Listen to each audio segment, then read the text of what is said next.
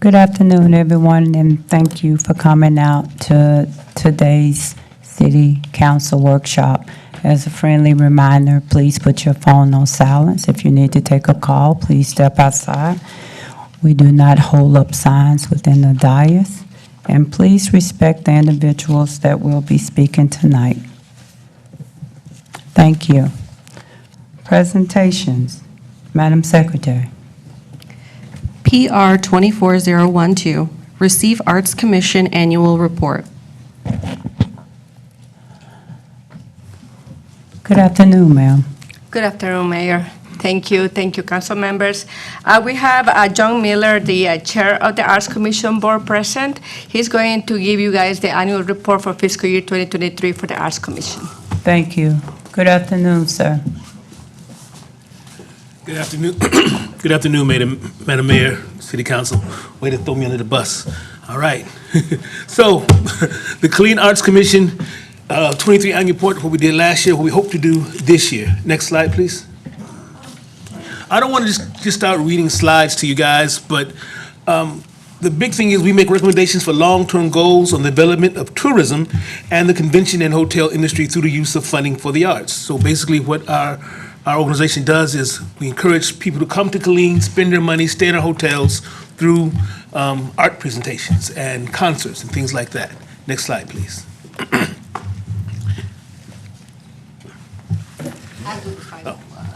I never touched it.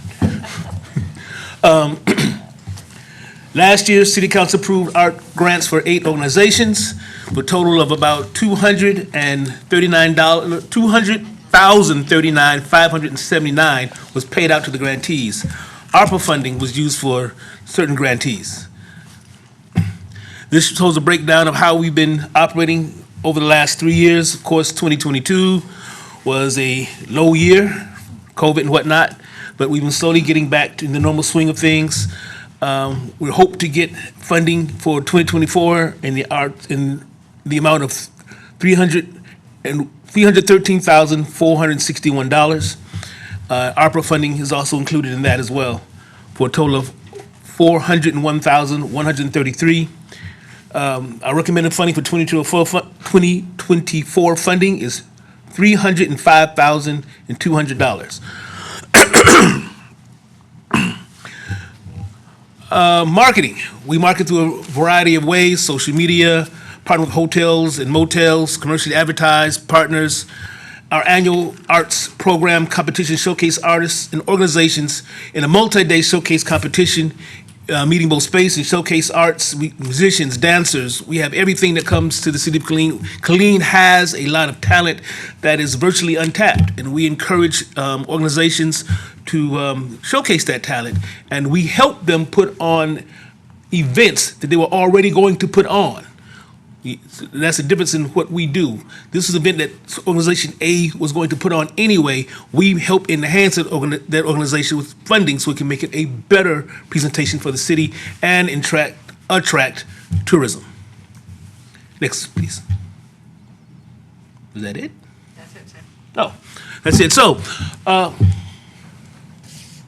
okay. So what we would ask that the City Council consider is increasing our funding, of course, and also helping us get the word out to the rest of the city that we want to encourage them to put on these performances, put on these things that attract tourism through permanent art. We have a lot of it we just did downtown, and that's what we're here for. Subject to your questions. Are there any questions for Mr. Miller? Thank you, Mr. Miller. Thank you. We will now have citizen comments. I see a lot of new faces tonight, and I just wanted to go over the rules. You have 4 minutes to speak. When an individual has the floor, please be respectful. And also, we have a lot of individuals signed up to speak tonight, and you must stay on the agenda item. With that being said, the first person to speak is Heather McNeely.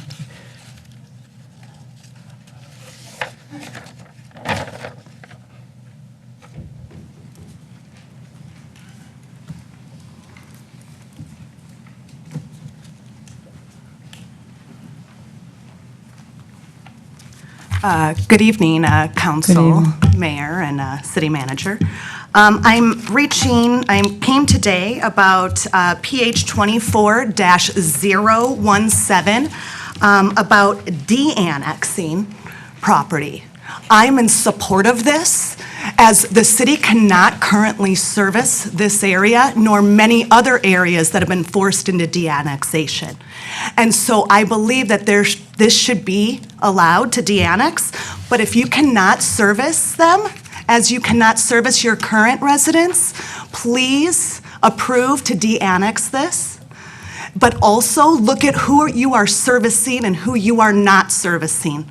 Because there are many people who are forced into an annexation who still do not receive services. You need to focus on the residents you currently are servicing and add the services to your current residents that do not have them. Allow this property to be de-annexed for not giving them the services that the city said they were going to give them. Thank you. Melissa Brown.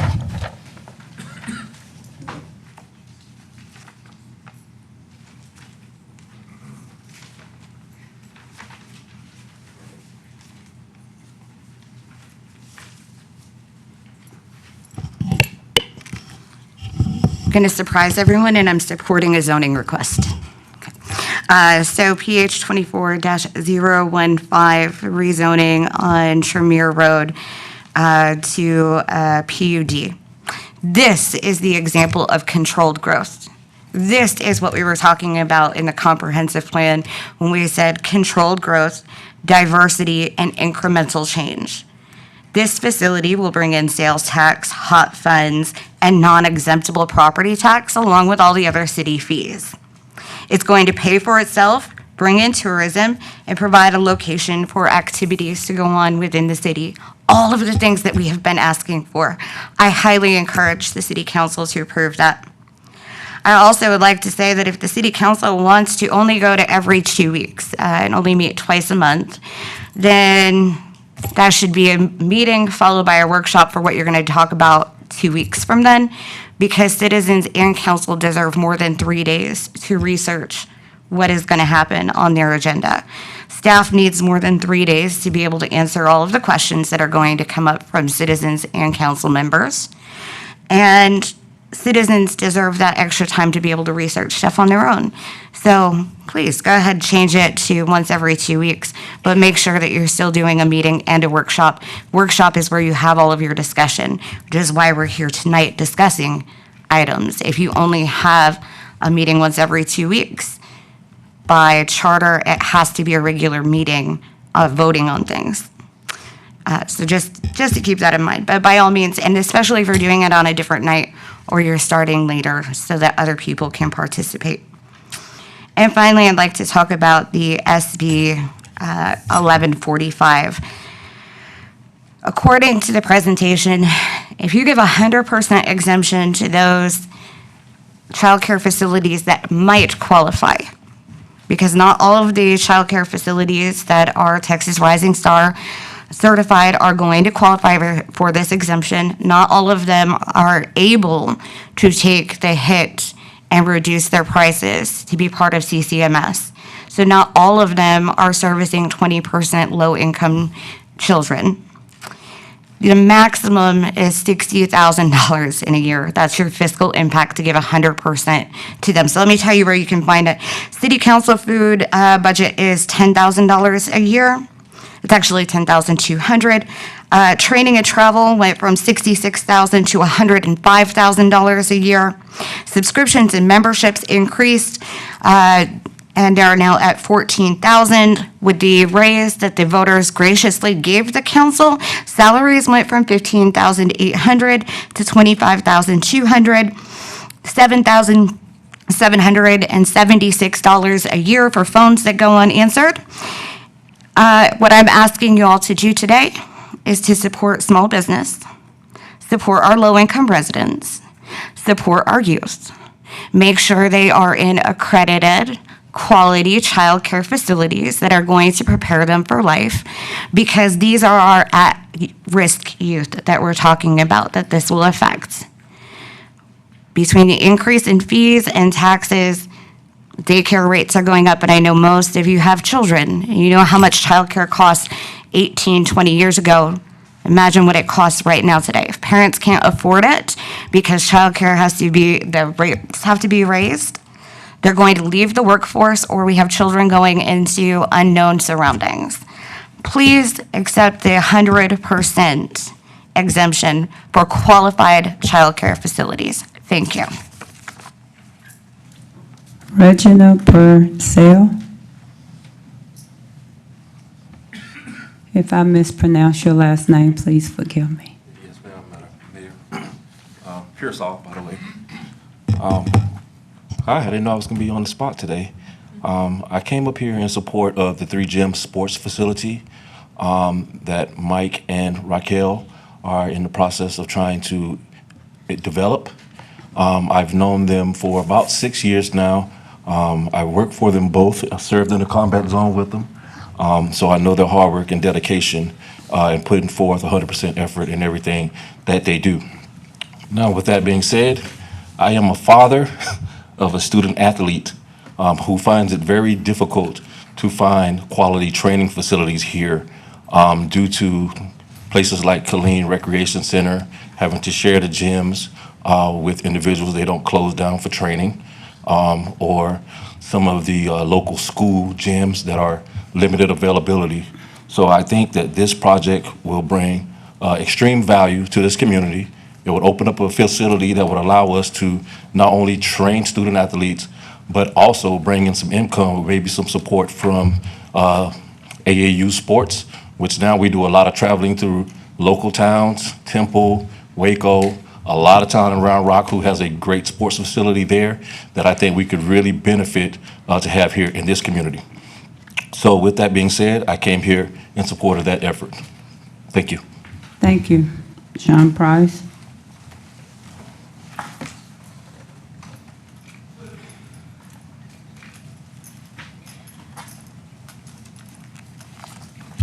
City Council, good evening. Good evening. So as this is a workshop, everything is combined. 086, 089, 090. All I'm seeing is spend. I'm seeing 1.172 million for a park. Okay. We're already, and I know the city manager's office knows that we're in 282 million in debt, and we're looking to spend another 105 million in debt, or to add to that debt for a new city hall. So I'm just seeing more and more spending come on the books. So more and more tax dollars to be taken out of the citizenry and to be taken away from other folks. So with that said, on the tax credits, you know, who's going to pay the taxes? Because apparently there's supposed to be an allocation for these taxes, but this is a tax exemption to help childcare, but they're going to take it from somewhere else. It's robbing Peter to pay Paul. That's all I see that we're doing here. We keep going further and further in debt as a city, and as a nation, 35 trillion in debt. Right? I look at mine as Mr. Price? $111,000 that I got to pay out of this Madam tax Mayor? debt. Yes. There's an issue with the timer. Okay. I didn't do it. I swear it wasn't me. So, okay, Mr. Price, since, do you know what time? I'm almost ready to wrap up, so, You already, thank you. yeah, I don't You are have a so long, kind. I don't have a long thing Thank tonight. you. It's not that big of a deal. Thank you. Yeah, I get it. We had that issue last week, so Well, it's not a problem. Mr. Cagle, we'll track it. Okay, so that's my main issue is the tax, is looking at that for that. But the other thing is that I would like to say that for 24-017, I'm in support for that de-annexation. Because if you're going to tax them, then you should apply the services to them. If you're not going to provide the services to them, then let them go and get it and pay the taxes to the city that does provide it to them. So, and I'm in support of 015, the public hearing on that. You know, let's get more businesses out there that add to the pot, right? So we can help get these services to those that we want to get to. And then with the frequency, RQ 24007, how about do it on a Saturday? How about y'all meet on a Saturday? And if we're going to take meetings away, are we going to put in open meetings for town hall? So we can have an open mic, so we can freely exercise our First Amendment rights instead of being cornered in a narrow lane of thought without expansion to convey a message. Because right now, it's almost Marxist theory, in my opinion. So I would, if we're going to do something, add something on there to where we have freedom of speech. Thank you. Thank you for your patience, Mr. Price. So, Mr. Kager and I will be keeping up with the time until it's corrected upstairs. I believe it's been corrected, Madam Mayor. Okay, we're ready. With that being said, Councilmember Board, I noticed that you wanted to speak. Thank you, Madam Mayor. I just want to get some clarity for the public in regards to the comment relating to the city being in debt by, I believe it was $282 million. I'd like the city manager to respond to that, please. Oh, I don't have the number in front of me, but all of our debt is for capital. It's not even approximate of what's going on at the federal government. We don't issue debt for operations. We issue debt to build things, and we pay it off in 20 years at the maximum. So generally, when we issue more debt, we've paid off more than we issue. Exactly. I just thank you for that clarity. That's all I got, Madam Mayor. Louis Minor.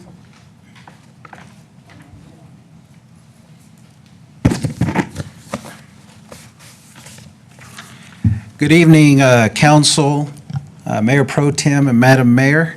Good evening. I came here to talk about RS 24-091 and DS 24-034. Both these items, the county had an opportunity to lead on this matter, and they chose not to. So what I was able to do, as far as the electric charging station, there was a grant out there for $770,000 that would have brought electric charging stations to the county, Killeen included, and free, 100% match, or no matching requirement. And the commission decided not to do that. So at the same time, we're getting a solar farm here in the ETJ of Killeen, 800-acre solar farm. I was able to negotiate with them $50,000 outside of our tax abatement agreement. With that money, it was dedicated for either solar panels or charging stations. And I spoke with some of the members of council, and there's a need for it here. We do have charging stations in the county, Tesla charging stations, but there's only two types of charging stations, Tesla and everyone else. So anyone else that has an electric vehicle besides a Tesla, you cannot do any rapid charging here.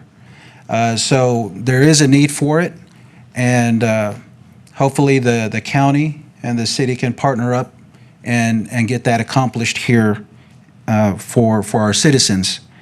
As far as SB 1145, implementation of tax exemption for childcare, that was another situation where the Commissioners Court decided not to adopt that because they were interested in what the cities were going to do. So I think if the cities do adopt this, the county would look at it again very highly. City of Temple, they workshopped this last week, and I think there's some strong consideration in the City of Temple. I hope we have some strong consideration here, leadership here, that the county could follow. Thank you.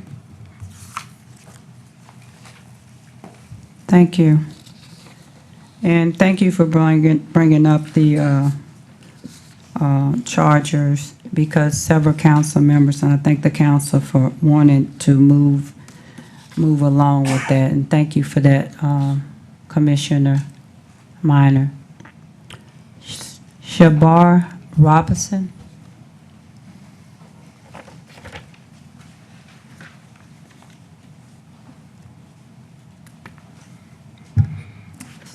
Good evening, Mayor. Stop, one moment, sir, we gotta stop this.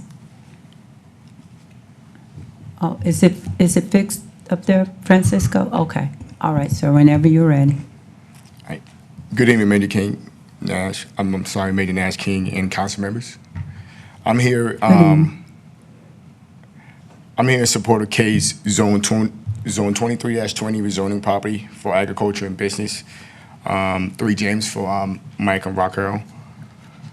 So the reason I'm here, I'm a retired veteran just like Mike and Raquel. I also have 3 daughters who and also run an AAU program here in Killeen, Lady Blue Devils team. And we travel we just came back from Houston, we traveled to Dallas, and we're traveling to Kentucky to compete AAU and brand ourselves. So with this rezoning and this business complex that Raquel and Mike is planning, I think this would be a great opportunity for the city. And not only that, but for the youth to also have a place to go. For example, with the youth teams that I have, we have to end up fundraising to pay hotel bills, to pay meals, to pay travel, air fee, just to get out of Killeen to compete and make ourselves competitive, valuable when it comes to sports. So I do support this, and that's what I'm here for. Thank you very much. Thank you. Michael for Nina.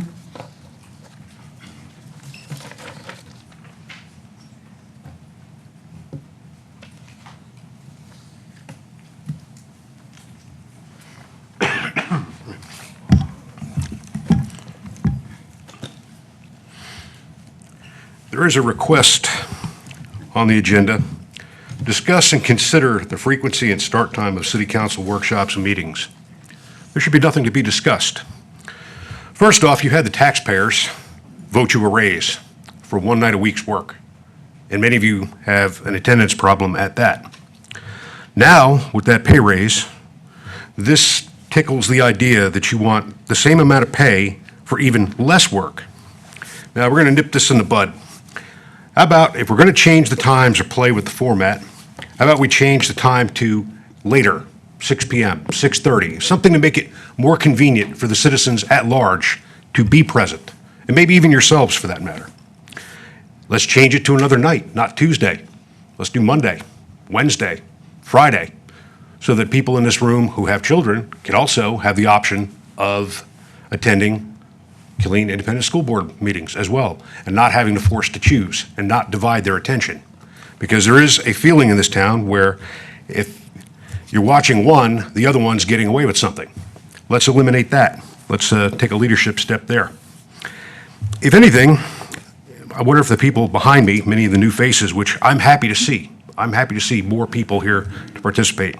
I wonder if they're aware that in addition to the restrictions that this would add to, the reason that the mayor admonished everyone to stick to the agenda is because you've already restricted our First Amendment right per the U.S. Constitution that we can only talk about what you want to talk about. Now you want to reduce the time we have to talk about it and most likely put it at a more inconvenient time for us to talk about it? That just doesn't make sense. There's a reason that we should have this. We should have more time to consider things and debate them. The best things in this country have happened because of that. From the time we declared our independence, 11 years. Well, actually, prior to that, let's go to the bars in Boston, the legislatures in Virginia, Philadelphia, and the town squares of South Carolina. People spent 20 years figuring, hey, is this the right situation for us? 1776, 11 years they spent debating, coming up with our current Constitution, which many of you don't seem to acknowledge or want to follow. So debate and discussion gave us the Constitution, where a once and done policy wouldn't have done. Whereas the first time, hey, let's get rid of slavery. No, we're not going to do that. That was an argument that went on from the time the Constitution was signed until 7 years ago, that speech. We solved that. And from roughly the same time, from 1850s up to 1920, the same debate on let's give women the vote. We need time to discuss. We need time to debate, right? There's positives to all of that, right? This is a further restriction, and to even entertain the idea of changing it to anything other than more convenient and more frequent. The city is growing. We're the 19th largest town, as you all love to say on the brochure. We're a growing town. We're a progressive town. You don't do that with less presence. I sent out an email the other day. Only one person in this room bothered to answer it, and that was the chief of police. It was a valid issue. It was a verified issue. Code enforcement can back me up on this one. Not one of you bothered to respond. This is our only time to do that. With regard to another citizen talking about going into debt with City Hall and things like that, a few of you tickled at the idea of having offices. Why? So you can have an official place to not answer phone calls and emails? This is where we get to deal with you. So to try to lessen that, that's offensive.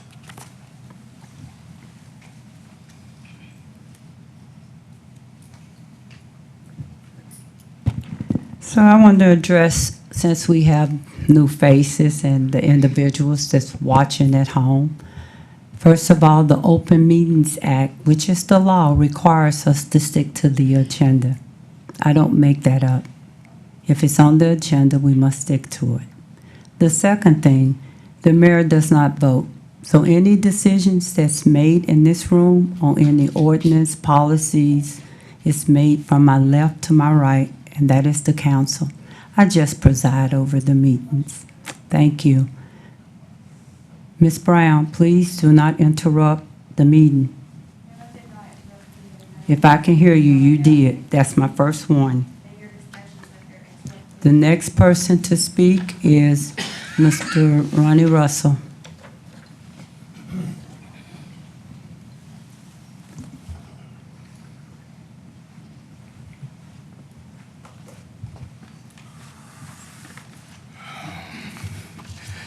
Good evening, Madam Mayor, City Council members, Attorney, Secretary, they forget you. I'm not going to forget you today. I'm up here to speak about the PH 24-015 and just looking also down at the RQ 24-007. For the PH 24-015 for the rezoning, similar to what Ms. Brown has said, this is what the comprehensive plan was talking about. And I was trying to think about like what would I say tonight, because I'm not up there. If I was a parent, which some of you are, some of you know youth, everyone knows a child that deserves an opportunity. So think from that perspective. Think about this resolution with the end in mind. You have a young man or a young woman who's now a husband, who's now a father, who's now possibly going to replace you in 20 years from now. The opportunity that he had here, it started here. What if that child now goes out, do great things, they're staying in sports or now transition into coaches, and now they come back to the city that gave them that one opportunity. So the decision that you're going to make with this resolution, again, think about with the end in mind. That one child brings in another citizen. That one child goes out and he's married and he brings his family in. So the opportunity of not traveling to go out to an event, it stays here. We all know people that have teams. We've all seen it. We've all have gone to Walmart. We got kids in uniform and cheerleaders in uniform that's saying, would you like to donate to my cheerleading, or you like to donate to my basketball team? We're trying to make it to Florida to go and play in this tournament. That doesn't have to happen if we have the facility here. Now, if they're making donations to do something else and getting uniforms and stuff like that, that's understandable, but it costs more to travel than it does to put on a uniform. So again, with this resolution, think about the end in mind. with the veteran-owned business, this area is very heavy with the veteran community. And these two veterans that we have that is going to change the dynamics for the youth in this area. They've gotten to where they are right now, using and applying the same Army values, loyalty, duty, respect, being loyal to the ideas and concepts that they have, being a good steward and being of good duty to bring change to this city is the same thing, that an opportunity that you have as well. So again, think about it with the end in mind.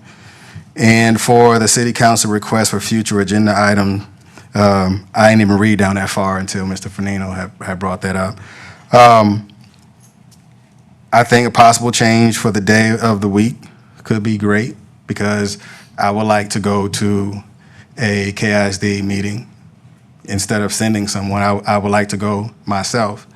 I think it'll be a great thing. I don't know if that's the conversation and the thought behind it, but I think it's a conversation and a thought that could be valid in switching those days out. Thank you. Michelle Hanson.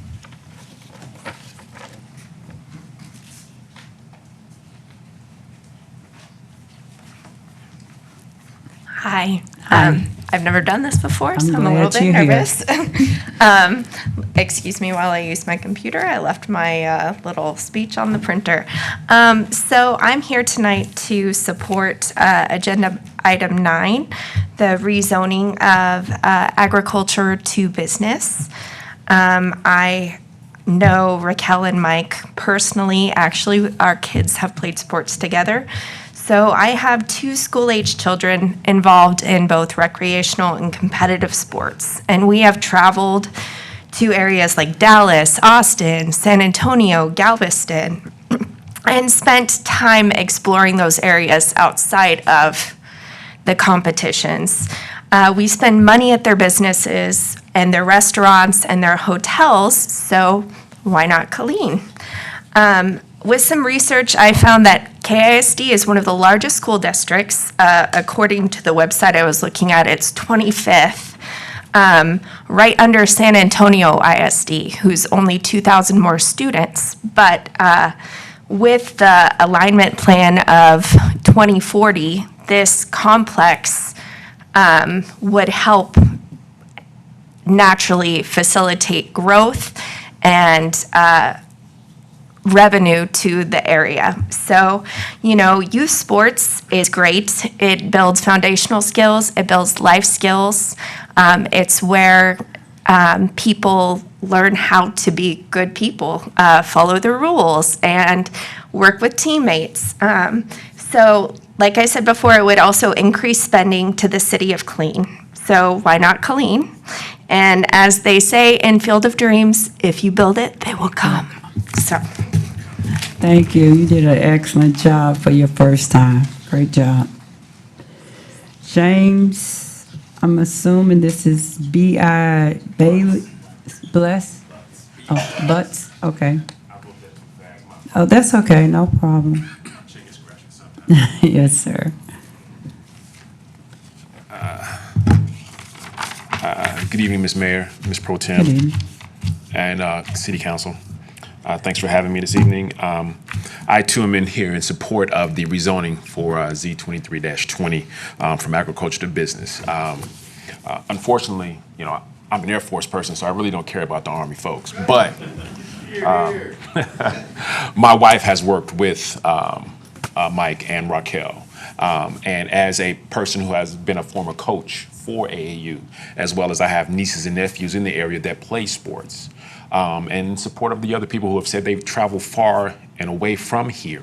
And as a new resident to Killeen now, because my wife is now retired and we're staying here, the building of this facility, and I've toured the land and looked all around the area and understand some of the things that the young lady just spoke about in terms of the population and the school districts, and how the opportunities to spend money here in Killeen and build up Killeen as it continues to grow. Because some of the numbers that I saw the other day, in 1990, you all had 63,000 people, and now it's up to 159, and it's continuing to grow. And as long as that base is here, we might as well bring revenue here. As this community continues to grow and more kids continue to come, and it builds a sense of rivalry with the kids that are here versus traveling away, and we bring those dollars back here and grow this community and have a sense of opportunity for those kids too, because it's just not basketball. We're talking about swimming, we're talking about football, we're talking about volleyball, we're talking about all these things that these kids can do at this facility. I asked the commission, if you haven't done so, to get with Mr. Hampton and go out and take a look at the area and see the opportunity out there that it presents. For this city. Thank you.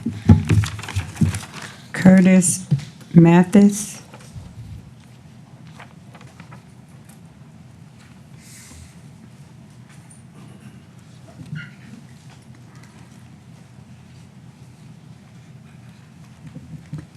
How you guys doing tonight? Everybody good? Praise Yes, God. sir. It's my first time, but I'm not a first-time speaker. I want to read a couple things before I get started.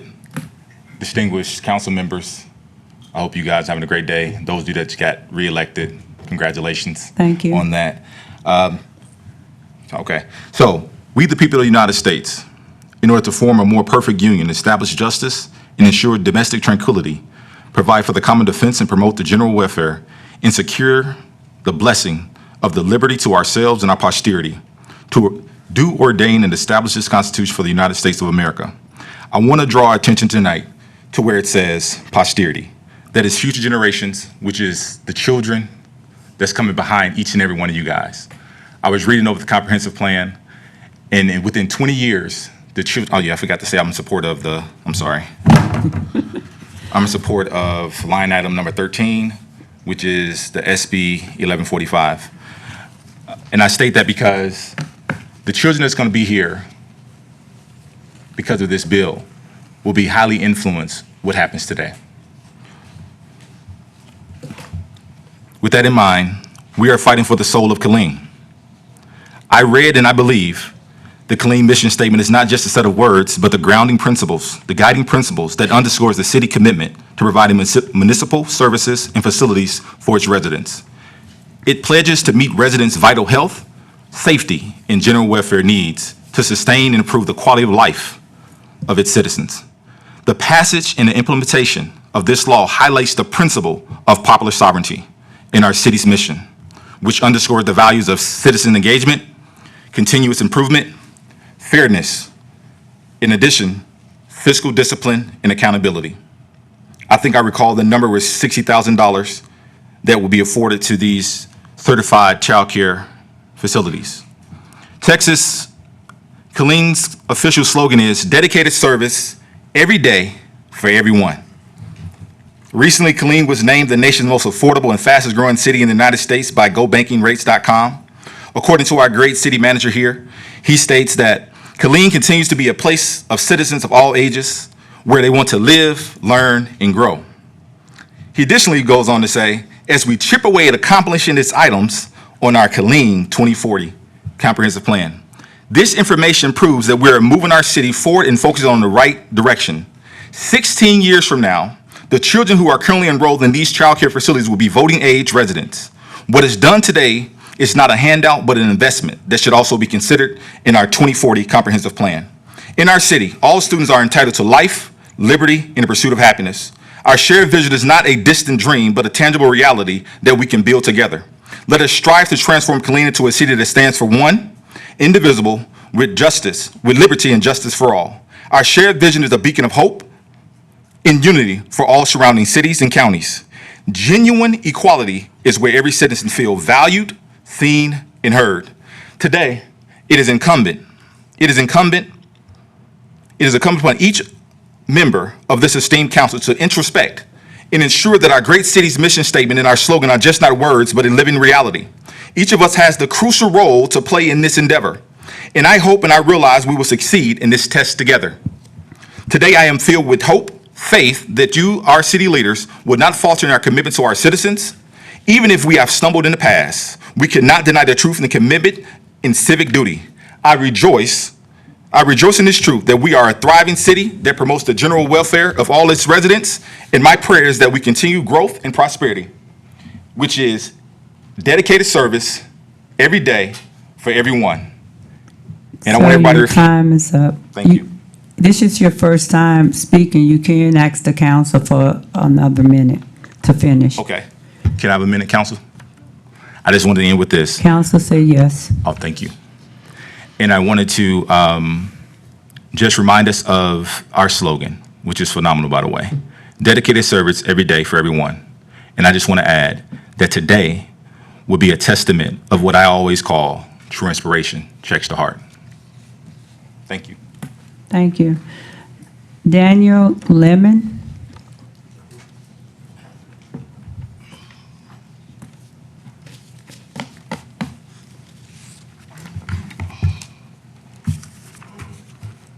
Madam Mayor, City Council members, City Manager. I'm here in support of item 13, DS 24034.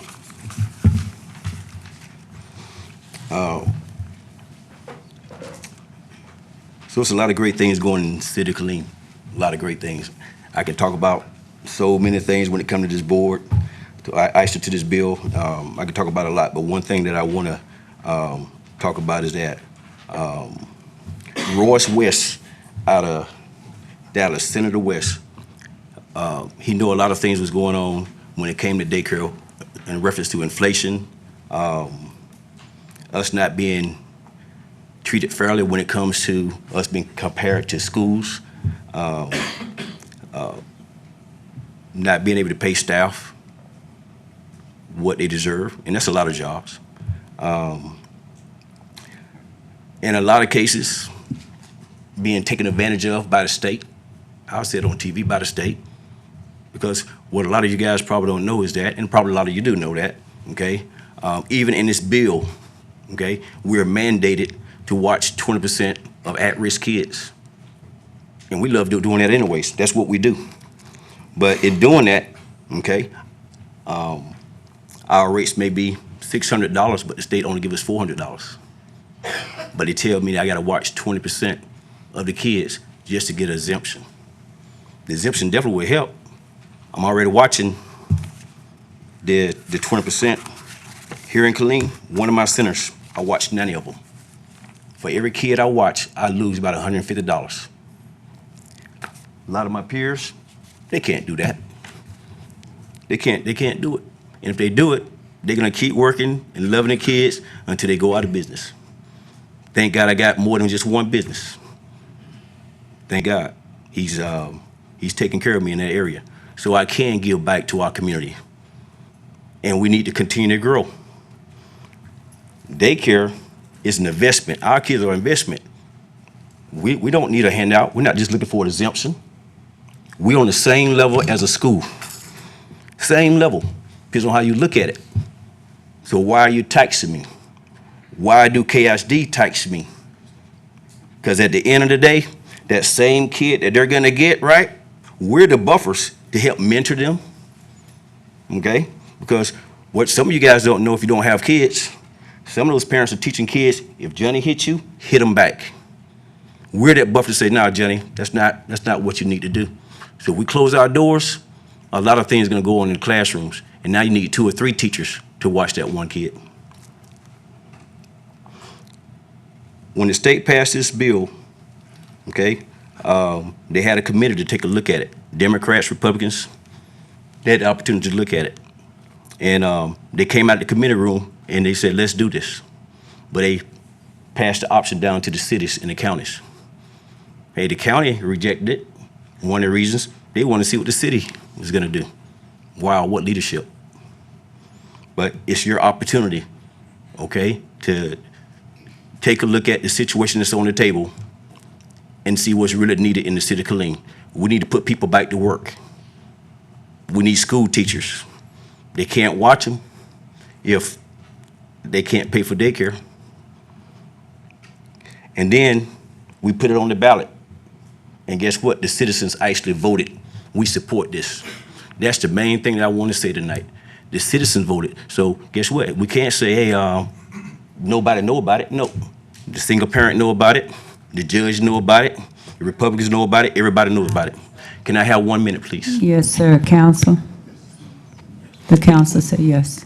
Everybody knowed about it. The haters, the one that's for it, the one that's against it, we all voted and say, city council members in Killeen, this is something that we want to do. But they gave you guys the option. Go talk to these providers, and it'll be a no-brainer. Let's invest in our kids. These are the same kids that's going to go to the sports facilities. The same kids. So definitely take a look at it, but we can't lose because we're investing in our kids, and we are a pillar of Killeen, one of the pillars in Killeen. That's all I have.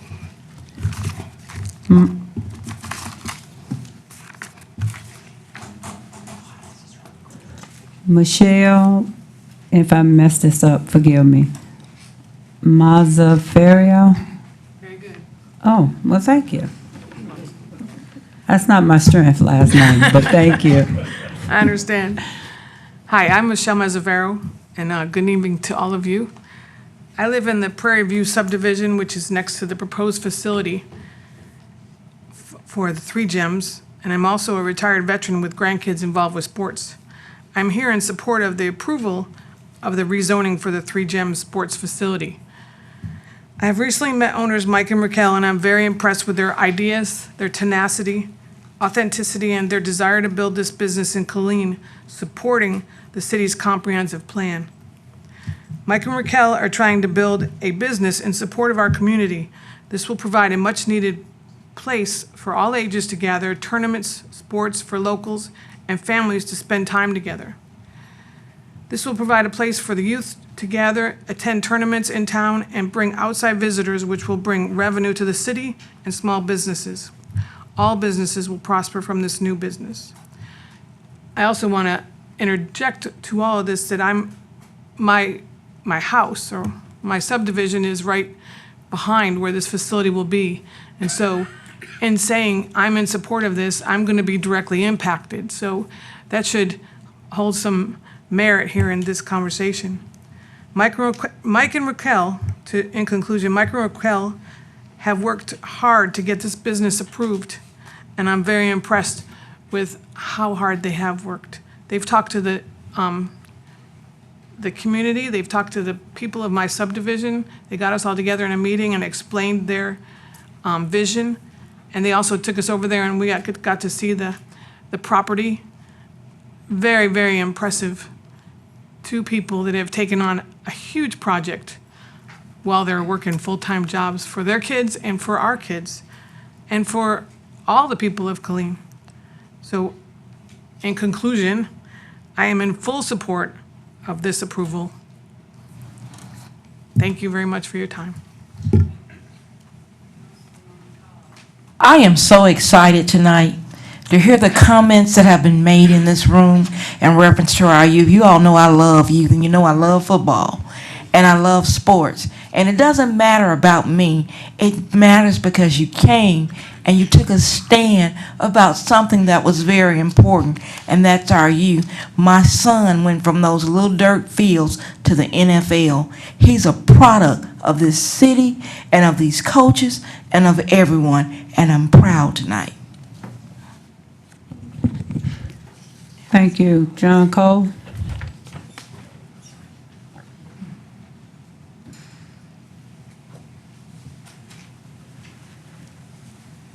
Good afternoon, Madam Mayor and City Good Council. afternoon, sir.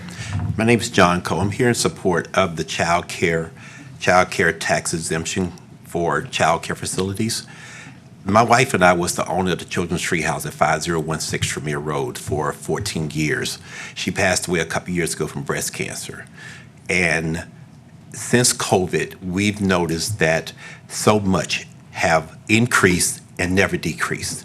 Now that I am a property owner and renting this property out, my taxes last year was like $12,000 for that facility that was taxed by the county and taxed by the city.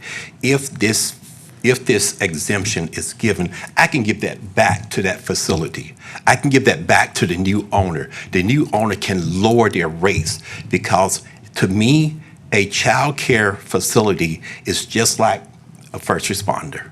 because we were there. We were there during COVID. Our doors stayed open during COVID when everyone else was having to close their doors. We had to put on masks. We had to use our PPE. We had to sanitize our hands. We had more teachers out of KISD in our facility. We had more first responders. We had more soldiers in our facility, and we did whatever it took to keep those doors open to provide that to our citizens here in Killeen. And we're asking, and the rest of the child care providers here are asking that you look at that, because if we close our doors, if those child care facilities close our doors, a lot of you all are going to have to quit your jobs to stay with your kids or your grandkids. And just like the councilman said, the county is looking at the city. City of Killeen, lead and show everybody else that you can do this. Thank you. Thank you. Ebony Marriott.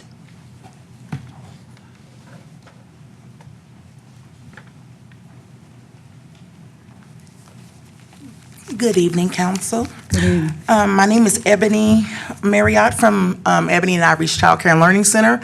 I'm in Temple, Texas, but we're daycare in Temple, Texas. But it takes a village. I know I'm looking, out for everyone. We can all benefit from SB 1145.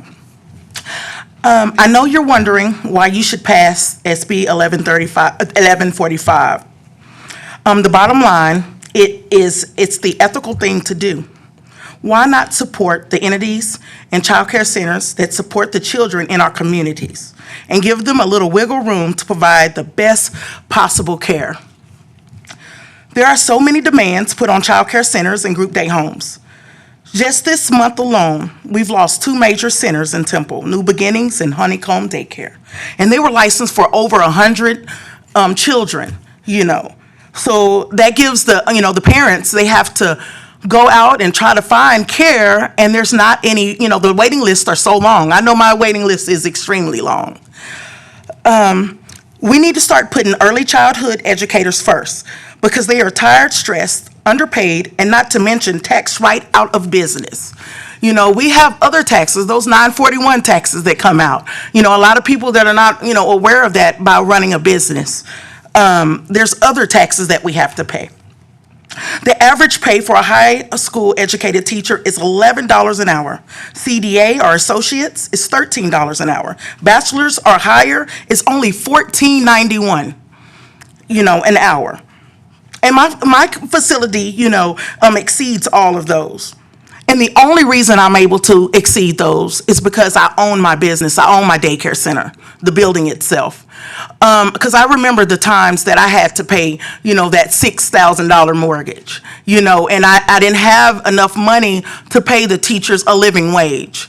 But a lot of these centers, they don't have, they're not able, they don't have that extra wiggle room to pay those bills, so please take that into consideration. 23 years ago, I decided to jump into this profession. And I worked at a licensed child care facility, and I seen that, it just wasn't up to par, and so I believed that this industry really needed me, and that was the main, reason why I got into child care.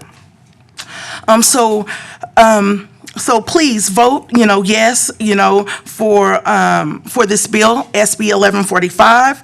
To help our local businesses take those help wanted signs down because we need to, everyone's looking for someone to, oh my gosh, I need some help, to run these businesses.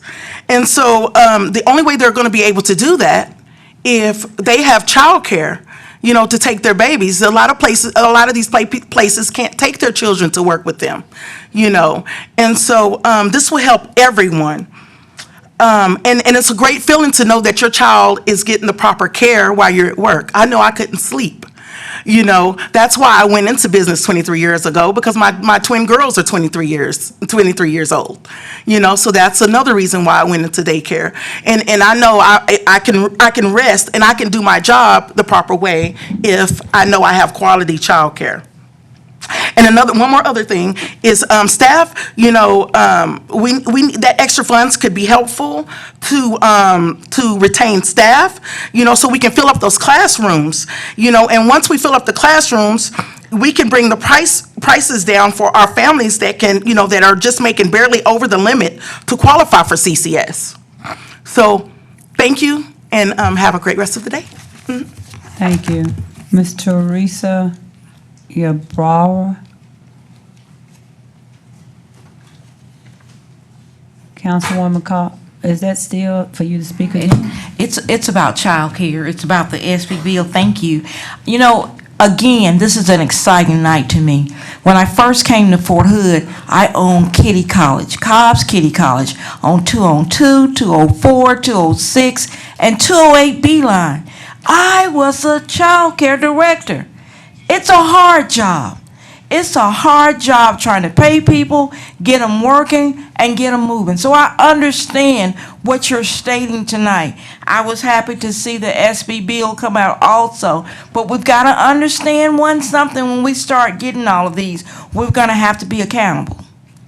I now am a franchise owner of Kitty College around the world. And it's important that we understand the responsibility when we accept this bill. But do child care and local child care agencies to pay our teachers and to increase the knowledge of our students needed? Yes, I agree with you. I'm just happy tonight.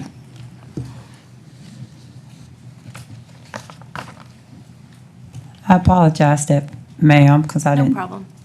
I saw it, but I was looking at the timer. Good Whenever you're ready. afternoon. Good afternoon. Madam Mayor and council members.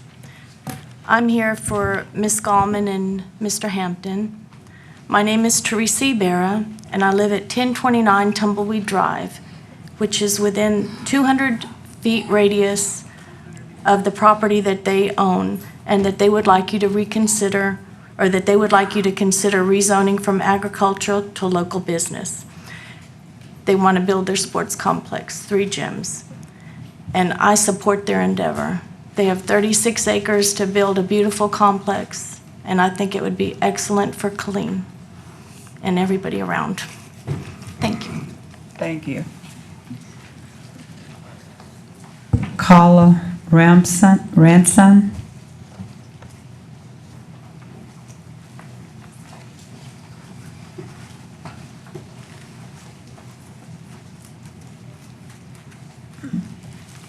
Good evening, Madam Mayor and the rest of the council. Good to see everybody tonight.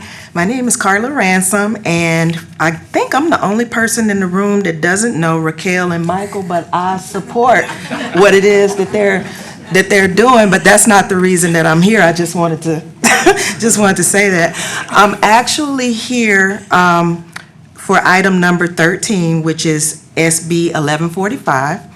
I am a licensed child care provider. I started out very humbly in my home, taking care of 6 children with a table that could only seat 4, okay?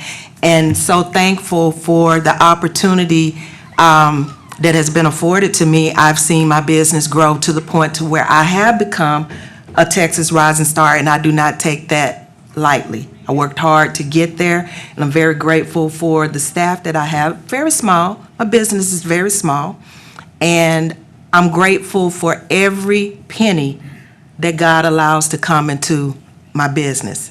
I pay my staff. My staff is small, but I pay them well for the work that they do, and I realize that they are worth more than what I'm able to pay them. It was a bit disheartening when I attended the, I guess it's called a hearing in Belton, and to hear one of the commissioners basically tell us that the small amount of money that we were asking for, he didn't see how that was going to be of help to any of our businesses. And I'm thinking, wow, if you could just take a look at my budget and see what that would mean to my business. And everybody has the question of basically, if we take this money out of the budget, how do we get the money back in the budget?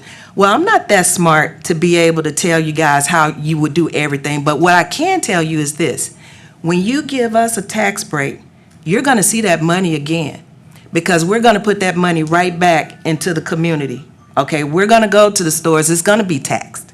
That money is going to be taxed. We're going to give those pay raises to our staff. They're going to go back in. They're going to spend that money. So you will see that money. That money will be recouped, in one way or the other. I can't work out all of the decimal points and everything, but what I do know is that what we're asking for is not anything that's going to make or cause anybody to lose any sleep.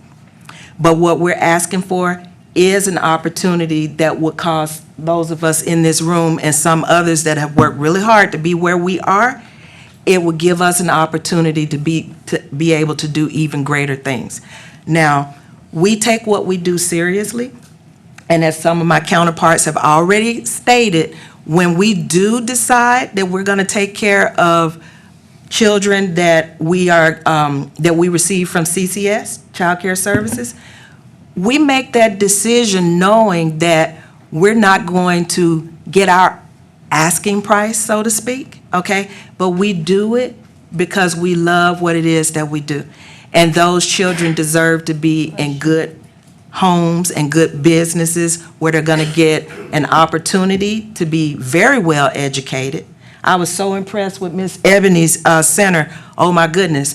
And some of the things that I have seen come, from her center and what she's worked so hard to build. But give us an opportunity. That's all we're asking for. Somebody to go to bat for us for a change, because we get up every single day and we go to bat for all of the clients that we receive into our homes. Thank you so much for your time. Thank you.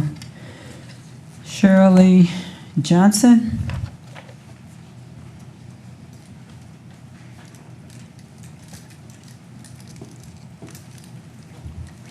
It's a saying, we say the best for last. Yes, ma'am. Blessings to everyone. It's I pronounced apologize, Chalet. ma'am. Oh, it's okay. I just seen a council member up there. Council member Boyd, you can stay there. I'm going to wait till she's done, actually, Madam Mayor. Thank you. Ma'am, you have the floor. Okay, it's Chalet Johnson, and what I am here to support Raquel regarding the rezoning from agriculture to business, and reason why. I give you Proverbs 29:18, and it says, "Where there is no vision, the people perish, but he that keepeth the law is happy." What is the law? The law was given us in Genesis 1:28, when he said, "Be fruitful and multiply." And then, not only that, "Suffer the little children to come unto me."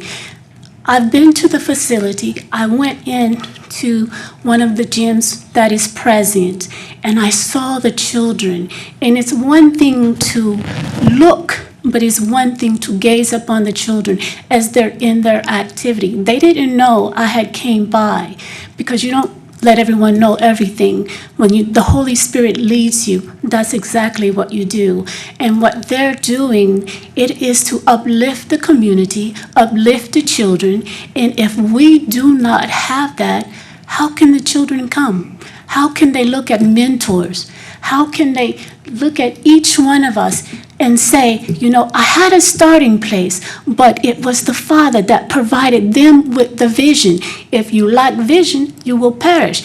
They have been given a vision, the same vision that I was given. Everything that they showed me on their diagram, the Holy Spirit took me to the different places.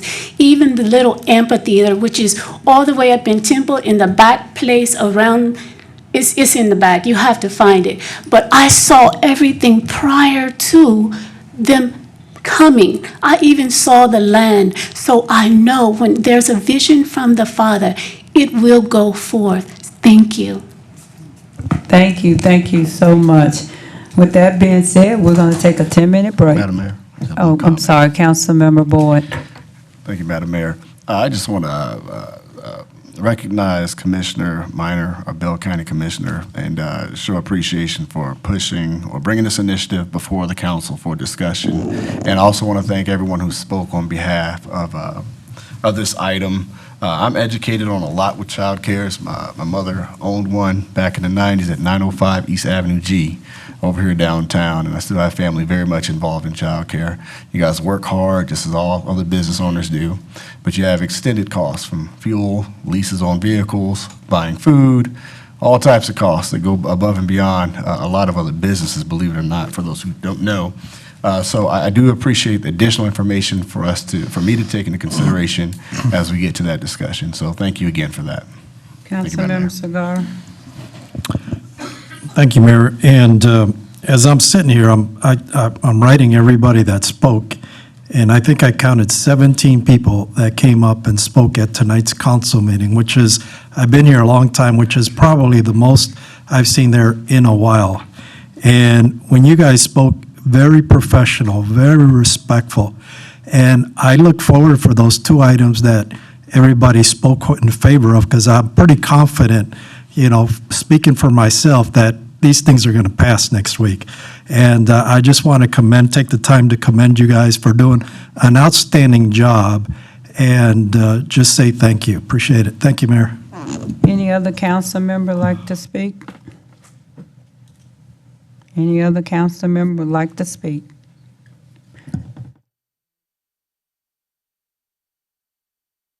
I apologize, 5 minutes.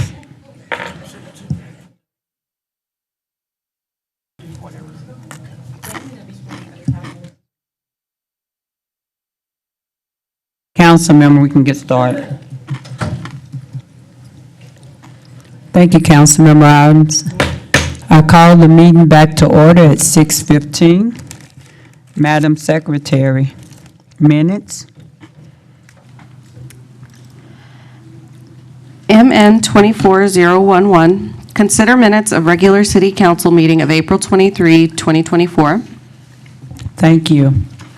Resolutions. Council, you have 2 minutes, 5 minutes to speak two times each. Well, 5 minutes, 2 times each. Madam Secretary. RS 24086, consider memorandum resolution for renewal of software maintenance and high availability services of Naviline software provided by Central Square for 3 years in an amount of $620,123. Thank you. Good evening, Mr. Mayor. Resta. Good evening, Mayor and Council. So the item before you tonight is for approval of a 3-year software agreement with our Central Square, our Naviline software. So in 2020, I came to before council to do a 5-year agreement at the time, as we knew we were going to be moving away from the Naviline product. And recently, a few months ago, we came before you for the replacement of this system. However, so in the transition, we kind of get the old system going still, so we can get the data out of it and into the new system. So this gives us this 3-year buffer to transition from the old software to the new software. So this is going to give us our transition to go to the new ERP maintenance. The annual software maintenance, it covers the extended support, upgrades, software releases, and new modules that are configured until they're configured into our OpenGov and our UKG. We expect that OpenGov modules will be finished, financial phase 1, September. We should be going live. The financial phase 2 will be January of 2025, HR and payroll of February of 25, and then eventually the utilities collection module. As we go through the RFP process in October, we should be transitioning over that over the next year, over the next time in 2025 to be live on that system, which will allow us to get off of the current system that we're on. So we recommend that you approve the renewal of the maintenance agreement with Central Square for 3 years in the amount of $620,123, and that the city manager or designee especially be authorized to execute any change orders with the amount set by state and local law. And I'm available to answer any of your questions. Are there any questions from the council? Thank you. All right, thank you. Madam Secretary. RS 24087, consider a memorandum resolution approving a professional services agreement with Garver LLC for construction administration services for the Airport Terminal Program Solar Project at Killeen Regional Airport in the amount of $99,600. Thank you. Good evening, Mr. Wilson. Good evening, Mayor, Council. The item we have before you tonight is a professional service agreement with Garver for the construction administration services for our solar project. Just to give you a little background, in April of 18, the city released an RFQ to seek qualified companies for the design build of a solar integrated covered parking structure for the rental car ready and return lot there at the airport. We had 3 responses, and they were thoroughly evaluated by staff. Amoresco was selected and began to develop conceptual plans and the cost pro forma. During this process, due to financial restraints and COVID, the project was put on hold until funding could be identified and secured.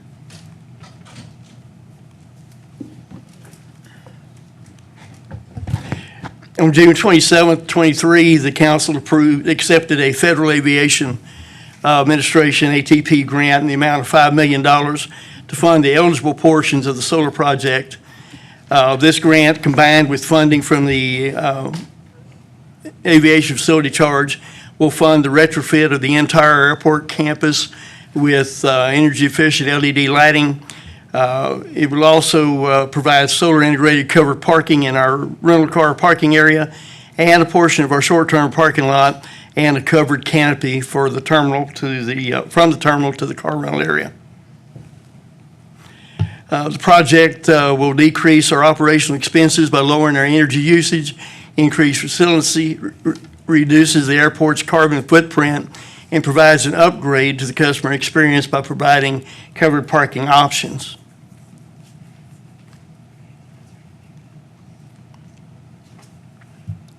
On July 7th, 2023, staff negotiated an agreement with Garver in the amount of $27,900 for the design phase of this design build project. The agreement included 6 to 8 months of consultation with Amoresco, city staff, and a review of Amoresco's designs, overseeing payment reports, preparing FAA general provisions and required contract provisions, and review of the PER for the general conformance to FAA requirements for PERs.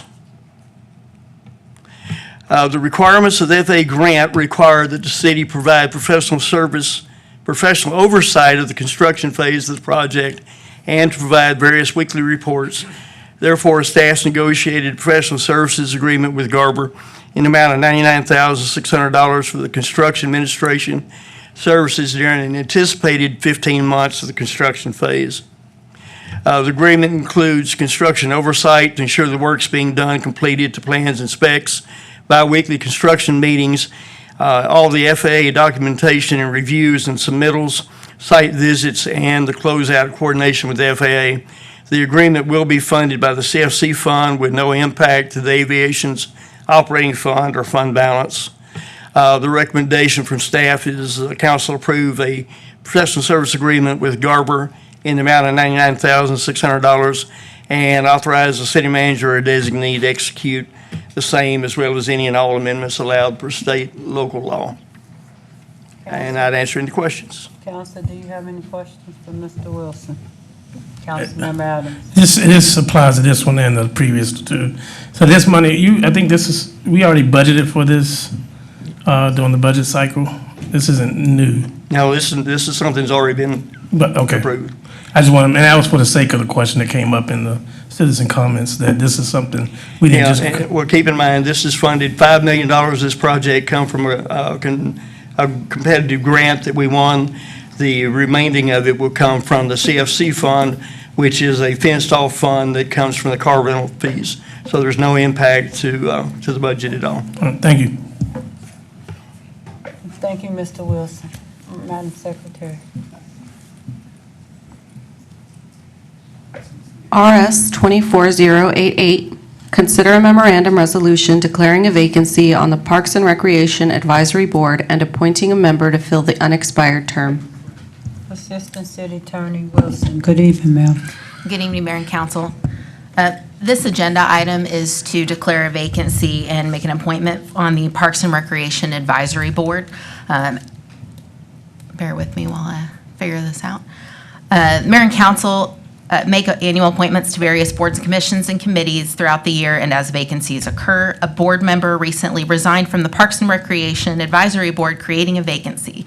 City council action is required to declare a vacancy and make an appointment to fill the unexpired term. The member who resigned is Harry Fayer, and he resides in District 2. The staff recommendation is for council to declare a vacancy and appoint an individual to fill the vacancy on the Parks and Recreation Advisory Board. We do have 2 applicants available, and we'll send out those applications for consideration so we can make the appointment next week. Thank you. Councilmember Solomon, when you get those applications, because that is your district, would you come back next week with a name to present to the council? Yes, ma'am. Thank you. Madam, thank you, Assistant City Manager Wilson. Madam Secretary. RS 24089, consider a memorandum resolution for a by-board cooperative agreement with Heartland Parks and Recreation, LLC, for the final design and construction of sidewalks and trails within and around Condor, Phyllis, Long Branch West, and Stewart Parks, in an amount not to exceed $1,172,771. Thank you. Assistant City Manager Wilson. As you know, several Parks and Recreation projects were funded through the money received through the American Rescue Plan Act money provided to the city of Killeen. Allocated ARPA funds will be used for design and construction of sidewalks and trails for Phyllis, Condor, and Stewart Parks, as well as the west side of Long Branch Park. Parks and Recreation staff is seeking approval for a by-board cooperative agreement with Heartland Parks and Recreation, LLC, in amount not to exceed $1,172,771. If approved, Heartland Parks and Recreation, LLC will take approximately 45 days for site analysis and design, and all trail work will be completed 90 days from the start of construction, so we're looking about early fall. This project will provide a place where people can be physically active to reduce stress, give more access to green environments, provide safe and accessible place for people to walk, bike, wheelchair roll, and do other physical activities. Here's a map of the various park trail projects that we're discussing tonight, and here's a slightly different view, just showing you a little bit of a closer vantage. And then I also wanted to show you the routes being proposed. So here's the one along Condor Park. This is the longest, one of the longest. At Phyllis Park, Stewart Park, and Long Branch Park. Staff is recommending that the City Council approve the by-board cooperative agreement for the final design and construction of the sidewalks and trails within and around Condor, Phyllis, and Stewart Parks, along with the west side of the Long Branch Park, in an amount not to exceed $1,172,771, and that the city manager or his designee is expressly authorized to execute any and all changes within the amount set by a state and local law. And just to address the question that was previously asked, this is also entirely ARPA funded. Questions? Are there any questions?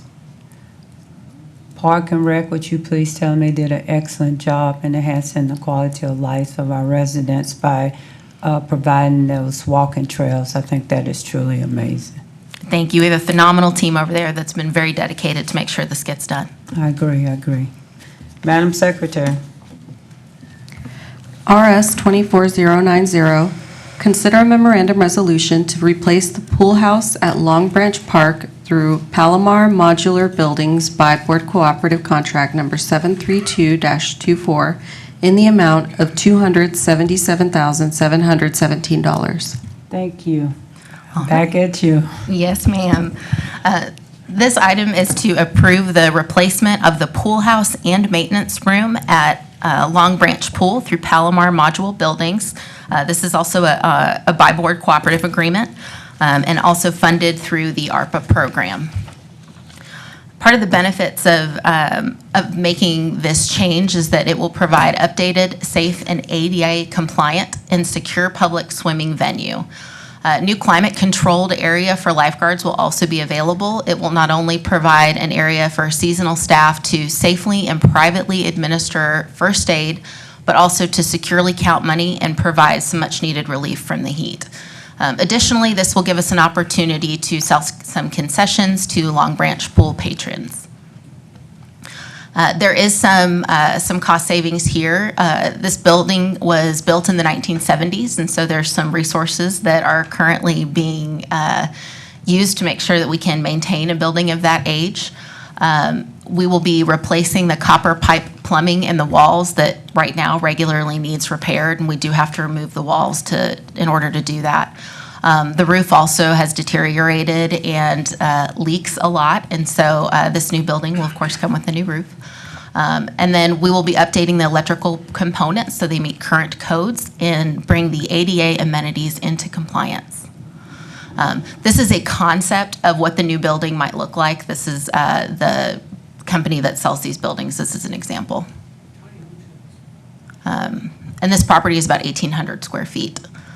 Staff recommends that City Council approve the replacement of the Long Branch Pool House and Maintenance Room through Palomar Modular Buildings Buy Board Cooperative in the amount of $277,717. And I'll preface this as well by just saying that there are some additional costs to this project, including some site work, plumbing, electrical. We will be adding a slide to this area as well. All of it will be funded through that ARPA money. And through the competitive process, we were able to come in under budget for the total of this project. In the summer season, we discussed when it will start, you remember, to share at the council? Yes, ma'am. So this project will start as soon as the pool closes after Labor Day. Thank you. Yes. Any questions? Councilman Boyd? Thank you, Madam Mayor. It's always good to see improvements to our parks. Is this the last improvement that we funded for Long Branch, or was it the zip line, if I'm not mistaken? I'm not familiar with the zip line, but the other part of this that is also getting funded is the trails that I just discussed. Gotcha. Okay. Thank you. Yes, sir. Thank you, Mrs. Wilson. Madam Secretary? RS 24091, consider a memorandum resolution to enter into an interlocal agreement with Bell County for an electric charging station. Thank you. Mrs. Tane Allen. Thank you, ma'am. Thank you, Welcome City back. Council. Thank you. This item is for the interlocal agreement with Bell County for electric vehicles charging station. Background, Bell County entered into a tax abatement agreement with Grand Solar Texas 20, and that agreement included a one-time payment for solar panel and electric vehicle charging station improvements. Both the city and the county are committed to establishing public access to electric vehicles charging infrastructure in Killeen, prioritizing sustainability and visitor encouragement for economic growth. The agreement with Bell County will contribute is $50,000 for the electric vehicle charging station, and the city's responsibility include procuring and the charging station, overseeing the project management and the installation, and maintaining the station post-construction. This is how the EV charging station will look like. It's a 120 kilowatts charging system with 2 dispensers. The cost of the dispensers plus installation is $167,000, 654. The estimated city's cost is $117,000. And the estimated average annual revenue is $16,230. That is a net of software and electricity cost. The recommendation is the City Council authorize the city manager or designee to execute an interlocal agreement between Bell County and the City of Killeen for construction and maintenance of an electric vehicle charging station. If you have any questions, I will be happy to answer them. Talk about the 15 minutes it takes to charge it. Right. No, we have a councilor. I might wait till you finish. Councilman Boyd? Go ahead, Madam Mayor. I can speak after you. That's fine. We had discussed about sharing with the council how long it takes it to charge up. Yes, so it takes 15 minutes to charge 150 miles. Now, if both are being used, then it takes 30 minutes to charge 150 miles. Thank you. Councilman Boyd? Thank you, Madam Mayor. The location, what's the proposed location for the charging station? We're looking at locations, but we're thinking the KCC parking lot because it's close to the highway.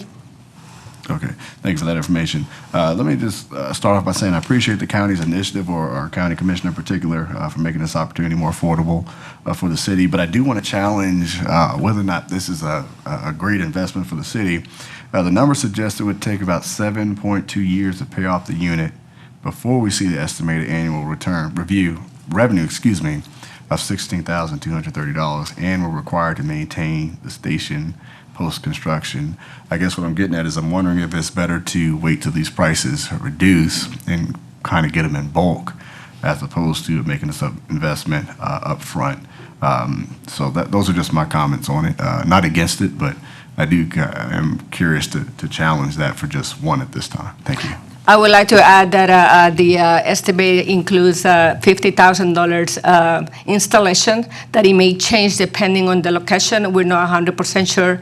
We think it's going to be probably less.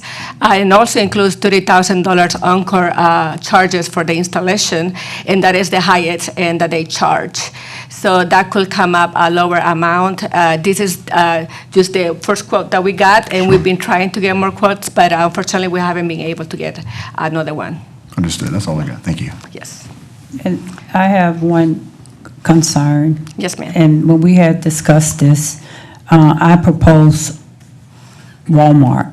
And the reason, this was a couple months ago, so this was before we knew we was getting this grant.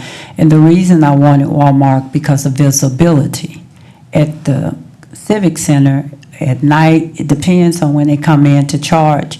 If we don't light it up, which a cost on the city for people to know it's there, that was one of my concerns. We have it, but do they know where it's located? And that's just something to take under consideration. I'm really a big fan of it, but that was my only concern. But thank you. Thank you. Got a question. I'm sorry, I didn't see you up on here. So Councilmember Segar.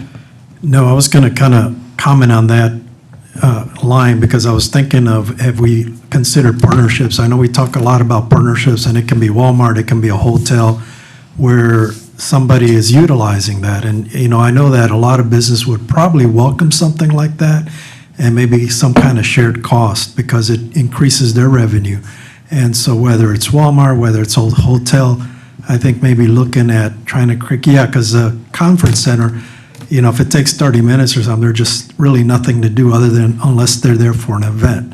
But if they need to charge, give them something else, to entertain themselves while they're waiting. So a business, a restaurant where they can go eat. So I think that there is opportunity here to try to create some kind of partnership if this allows that. So I just wanted to bring that up.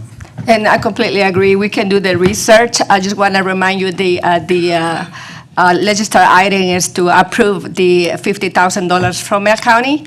And then that means that we're going to go with this option. We can go look for other options. And when we find the perfect option, we will bring it back. Thank you. Councilmember Adams. Thank you, Madam Mayor. A couple of months ago, the K-Temple Policy Board approved a grant. It was a private grant with HEB to build, I think, 5 stations on their property. So that may be an alternative as well as what Councilman Segar discussed. Yes, sir. In Killeen, yes. Thank you. Councilwoman, Mayor Pro Tem Gonzalez. Thank you, and I do echo the sentiment here, and Madam Mayor, I think that is a great idea. Have we looked at the supply, the demand versus the supply? Because right now we're talking about just one charging station, is that correct? Yes, it's a 2 dispensers, so it will be 2. 2 charging stations? Yes, ma'am. Okay, and so we know that there's a need, and especially growing in the future. What will it take to identify the location and then ultimately identifying potential partnerships? What does that look like for the city? We will have to do some research, ma'am. Yes, ma'am. I think we would have to just do an RFQ. If you're looking for a partner, we would just put it out. I don't think it'd be right just to go select somebody. We'd Do a RFP. Yes, ma'am. Okay, thank you. Councilwoman Cobb. We have some electric charging stations right now, And if I'm not mistaken, they're over at Automax. I'm always looking at them. So they're at Automax. Could we possibly add more? Just want to put that thought there. Yes, ma'am. Okay. Thank you. Anyone else? Anyone else would like to ask a question? Thank you. Thank you. Public hearing will be held on May 28, 2024. Council, you have 5 minutes to speak 2 times each. Madam Secretary.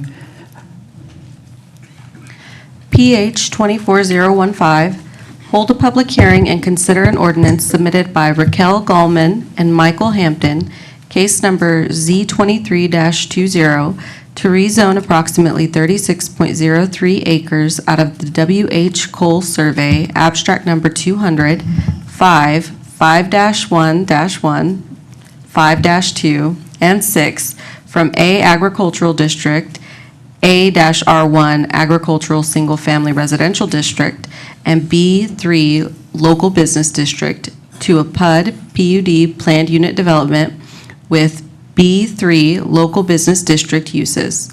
The properties are locally addressed as 9888 and 10004 Tremere Road, Killeen, Texas. Thank you, Madam Secretary. Good evening, Mr. Revelle. Good evening, Mayor and City Council and Mayor Pro Tem.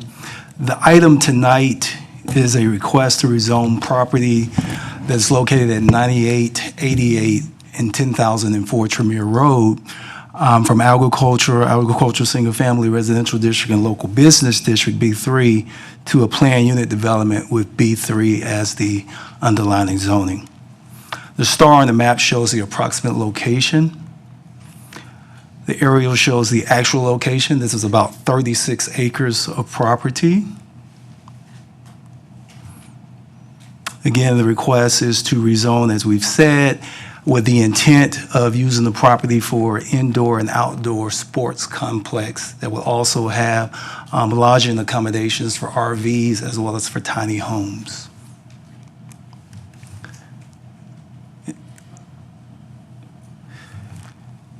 If approved, as we said, it would be an indoor-outdoor sports complex that would be developed. There are a number of different sporting activities that would be on site. A number of them would be indoors, a number of them would be outdoors. And we'll see a little bit more about that as we go further. But there are a range of sporting activities that would be available here.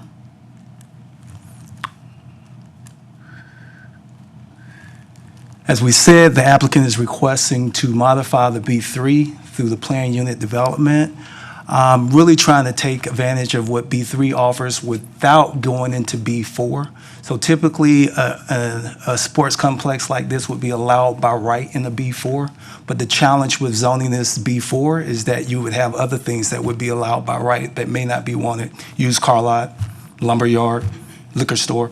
So they're seeking to do this planned unit development that allows for the things that they think make sense and still meet the zoning requirements. In addition, they've developed quite a bit of planned unit development standards that deal with lighting, that deals with landscaping, that deals with stormwater management, that deals with architectural standards, signage, and on. And then they also have standards that deal with the guest lodging accommodations. As I mentioned, those lodging accommodations are really not for long-term stays, but really for their guests overnight associated with the competition. It may be a little bit longer than overnight, but the way the standards are written, it can't be beyond a maximum of 30 days. So, as we said, there are a number of venues here. I would note, if you see there, that's the mark that shows the floodplain that's on this property. As you can see, all the development would take place outside of the floodplain. In addition, there's an amphitheater that would be there.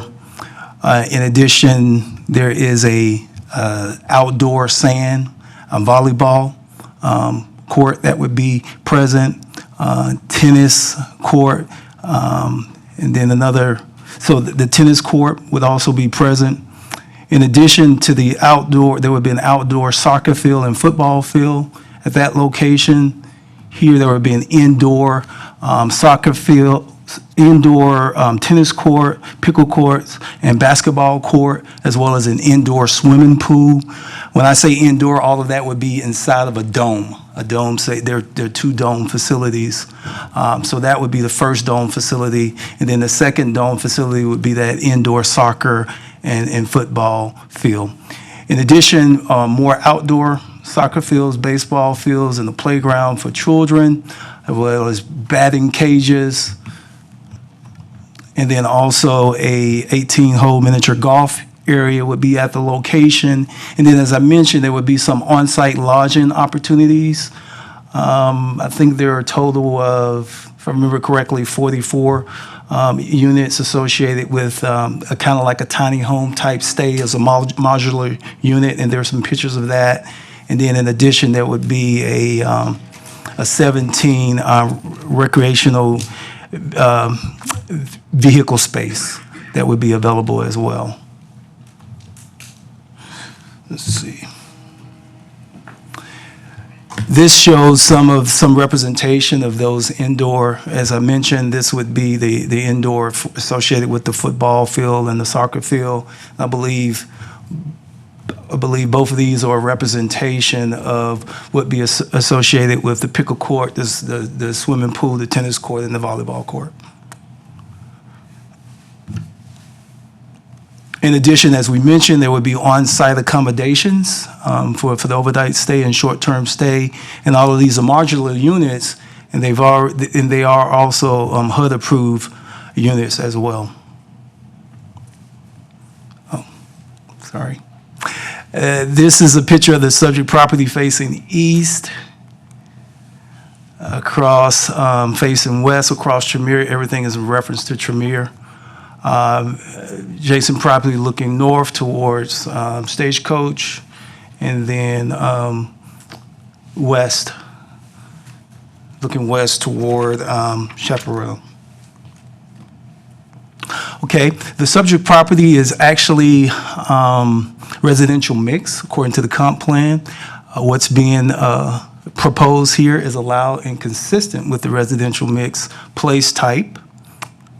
In addition, it's also within the controlled growth sector map. Again, things within the controlled growth doesn't mean no growth. Growth can happen. And so that's what's being proposed here. Utilities are nearby, close by, and available. And in addition to that, options that make the neighborhood complete obviously would be offered here with the various entertainment, indoor and outdoor venues. And then also, as it relates to fiscal sustainability, one small note, I know there was a lot of mention about tax dollars and things of that nature, but one small note as it relates to cost impacts to the city. All the roads on here would be private, so there wouldn't be a city maintenance responsibility associated with that. There's some of the comp plan recommendations that would be furthered. I will not read. All the notifications have been accomplished. There were 4 written responses received in the time period that we had before we developed this slide deck, and there were 2 responses in support and 2 responses in opposition. Since this time, we've received at least 3 or 4 emails in support as well. Again, this just shows the property and cordoned off in blue. And as we mentioned, existing zoning on the property is the agriculture residential single family, and B3.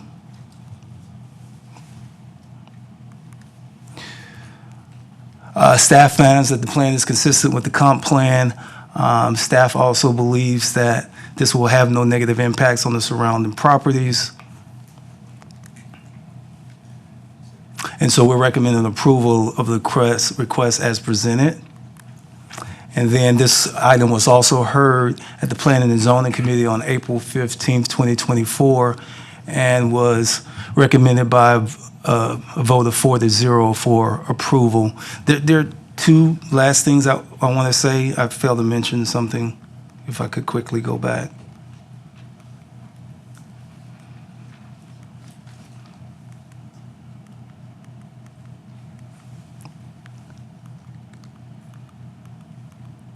there. So it is also important to note out that there are residential properties here. And so there is a screening, there's landscape buffer screening along this edge here.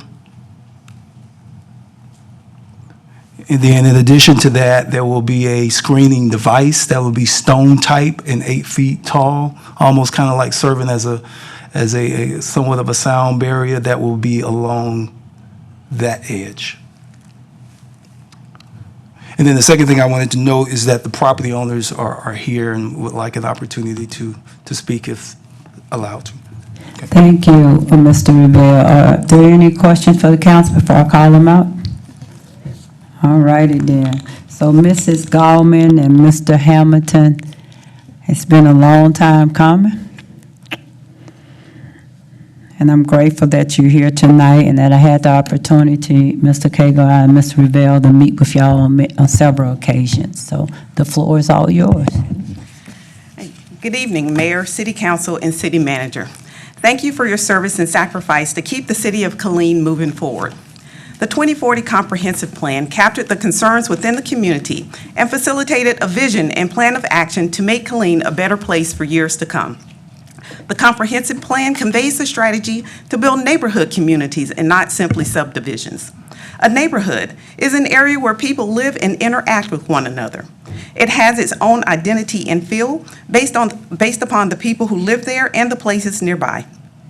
A neighborhood consists of mixed housing, interconnected street grids, plazas, parks, recreational areas, and a variety of commercial establishments to meet the needs of its residents. One of the obstacles identified by citizens in the comprehensive plan was, quote, lack of youth and family entertainment options.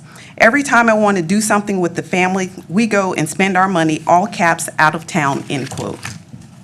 As parents, grandparents, and community leaders, we strive to support our residents, and specifically, our youth's growth and aspirations to shape future generations.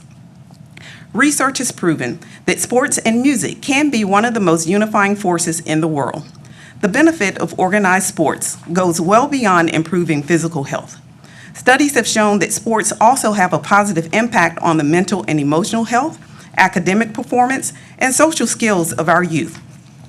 There are numerous local youth sports organizations that constantly travel throughout Central Texas and out of state to participate in sporting events and tournaments. Due to the associated travel expense, a lot of our youth miss out on opportunities to be part of a team that's going to build self-esteem and foundational skills to help them thrive in the future. We speak personally as those parents who want to change that anomaly, making this a community-led initiative as we are part of the community.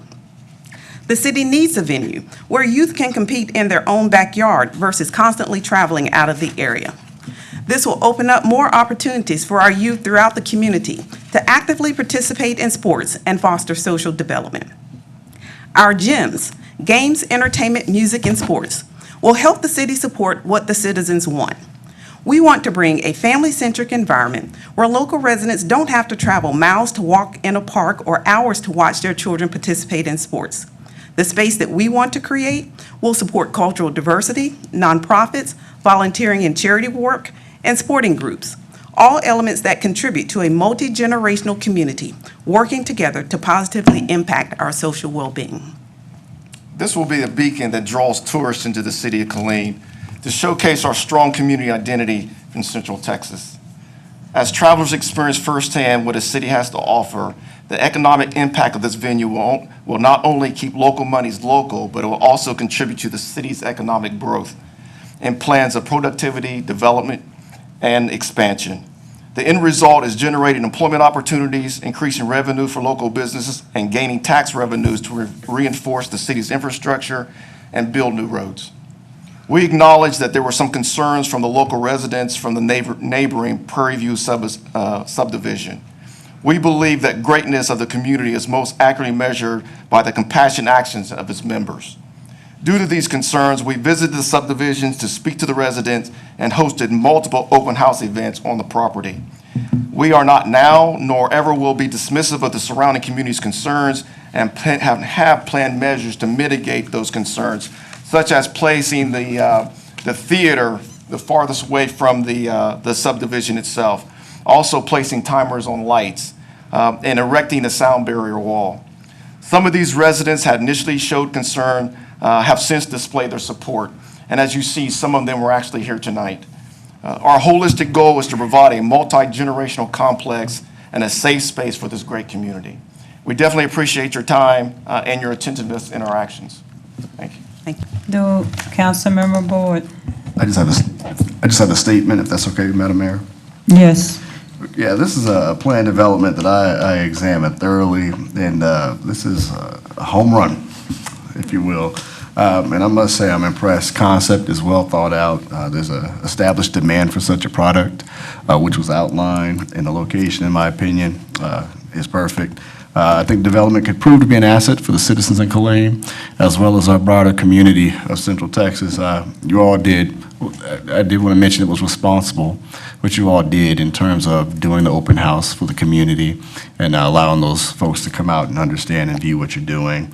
And this is something that I'm excited about, and it's great. Thanks. Any other council member? Councilmember Solomon? Yeah, I too, thank you, Madam Mayor. I'm sorry, I apologize. Councilmember Sagara, you come after him.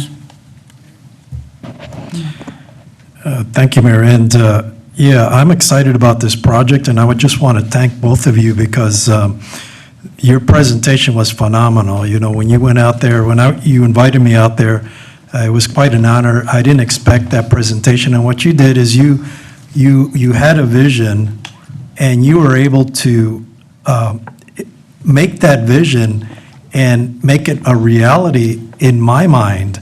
And so I was just blown away. I was truly concerned for you both because I know that this is a huge, huge project. And I think that it's going to be something wonderful for the Killeen area and for our youths, and we're very appreciative of that. And I also appreciate the part where you got the whole Sir, your surrounding time area is up. Would engaged. you so- like to ask the council for more time? No, I'm good, thank you. No, your time isn't up. Why is it coming on red? Yeah, that was kind of fast minute. Take your time, sir. I'm sorry about that. It's some problems up there. I don't know what's going on. But continue and finish your. No, but in continuation, I just wanted to make sure that, and I know you guys have proper planning and everything, but I just want to make sure that if there's anything in the future that you see us as a city, us as this leadership, other than the zoning, because right now we're just looking for zoning, I'm sure that you'll engage with us. But I know that me personally, and I'm sure the rest of the council, will definitely do what we can to try to assist you in making this a reality. Thank you. Councilmember Solomon, then Councilmember Cobb. Thank you, Madam Mayor. I echo the same as the other council members. We had a chance to go out there, and thank you again for the invitation going out there. And boy, I was just blown away with the vision that you have and the detail.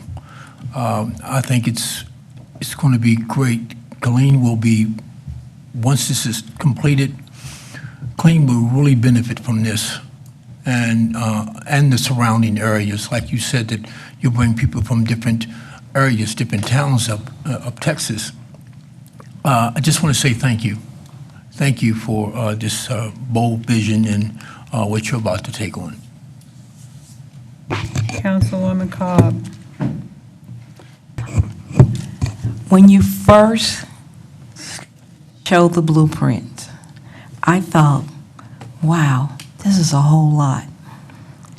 But how great it is. The thing about it is that I have to look down because I can't always remember, but all kids need is a little hope. When you have a little hope and the facilities and people who believe in you, you can go and do anything. I cannot wait to see the eyes of our youth when they see this facility. Thank you. Councilmember Adams. Thank you. Thank you, Madam Mayor. I just want to point out that the process that you went through kind of touch on what was already said, but specifically, I think the retaining wall and the everything on the back end, on the south end, was as a result of residents' complaints. So it was good to see as a developer in that role, how you work with the neighbors to alleviate their fears. I just want to say that as an example. We've had a couple other developers that do that, and we have some that don't. And so maybe hopefully that becomes the standard. Thanks. Mayor Pro Tem Gonzalez. Thank you. And lastly, I just want to commend you all. Councilmember Adams and I had an opportunity to speak to several constituents who were concerned about the proposed plan.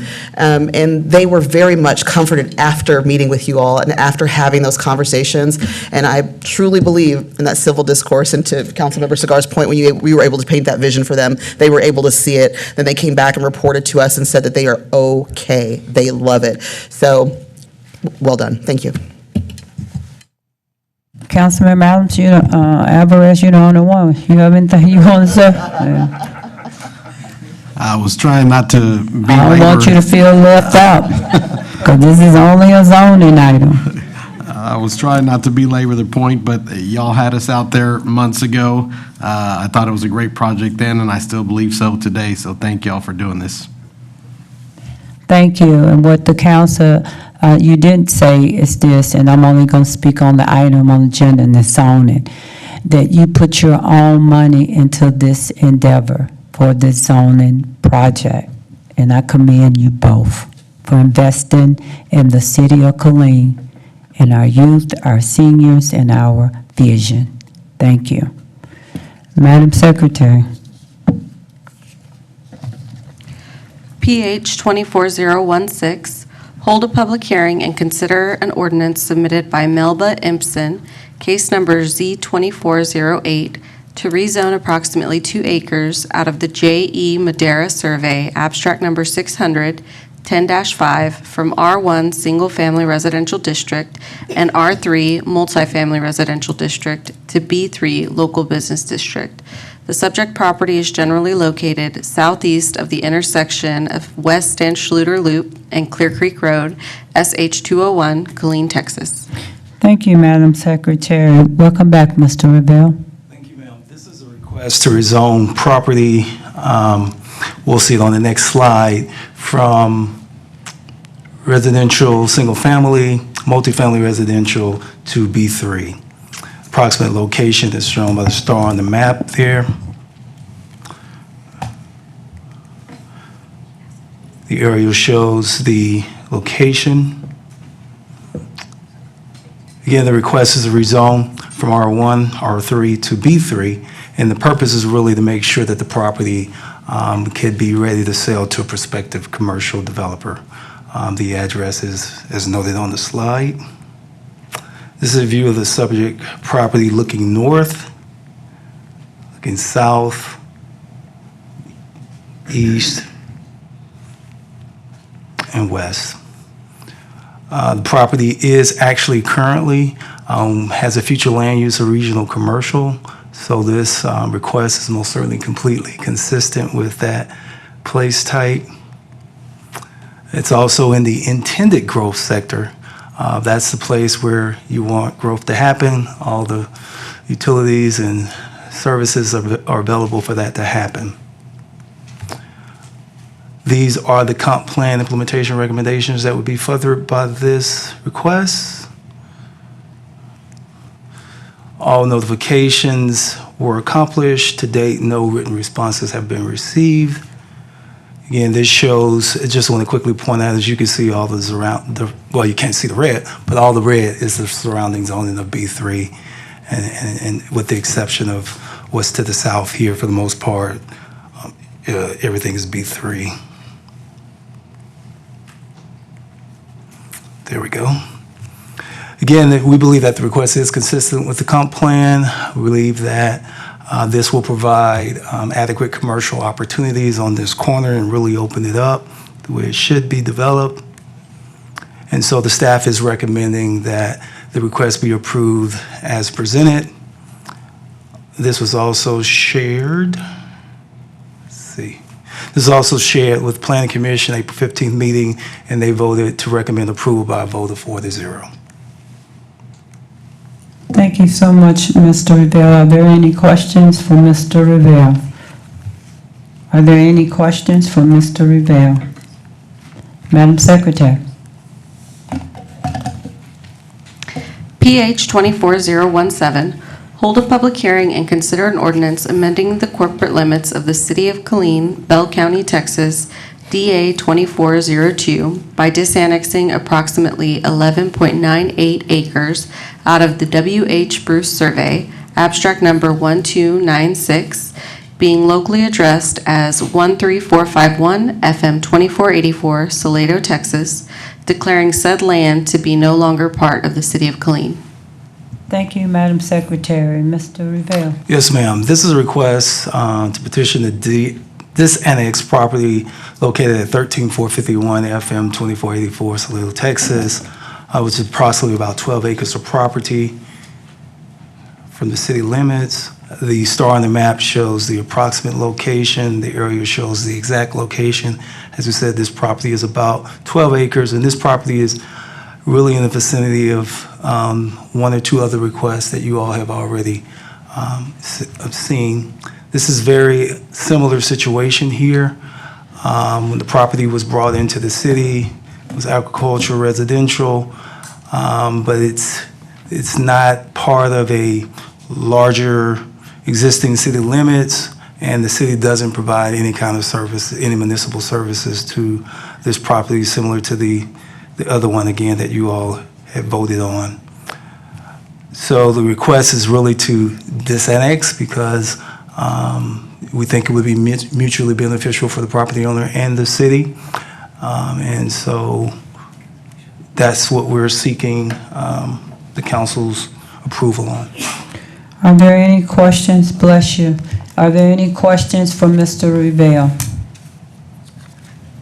Councilmember Adams. My question is a general question, because I think there's a group of properties that you said, do we have to wait till the resident come and request, or can the city initiate? Our process, legally, I'm not sure Okay. exactly what our process is, but our process, in terms of the answering that question, do we have to wait or not? Our process has been to wait for the petition to come. Correct. Now, are there other ways to disannex? There probably is. I just don't know all of the legal options. Okay, I don't want to belabor that since it's not the general, it's not the specific topic, but thank you. And I could tell you that I think we've done either one or two prior requests. We do anticipate that there will be more requests coming. Okay. In this area. Got it. Yes. Thanks. Yes, sir. Are there any more questions for Mr. Revere?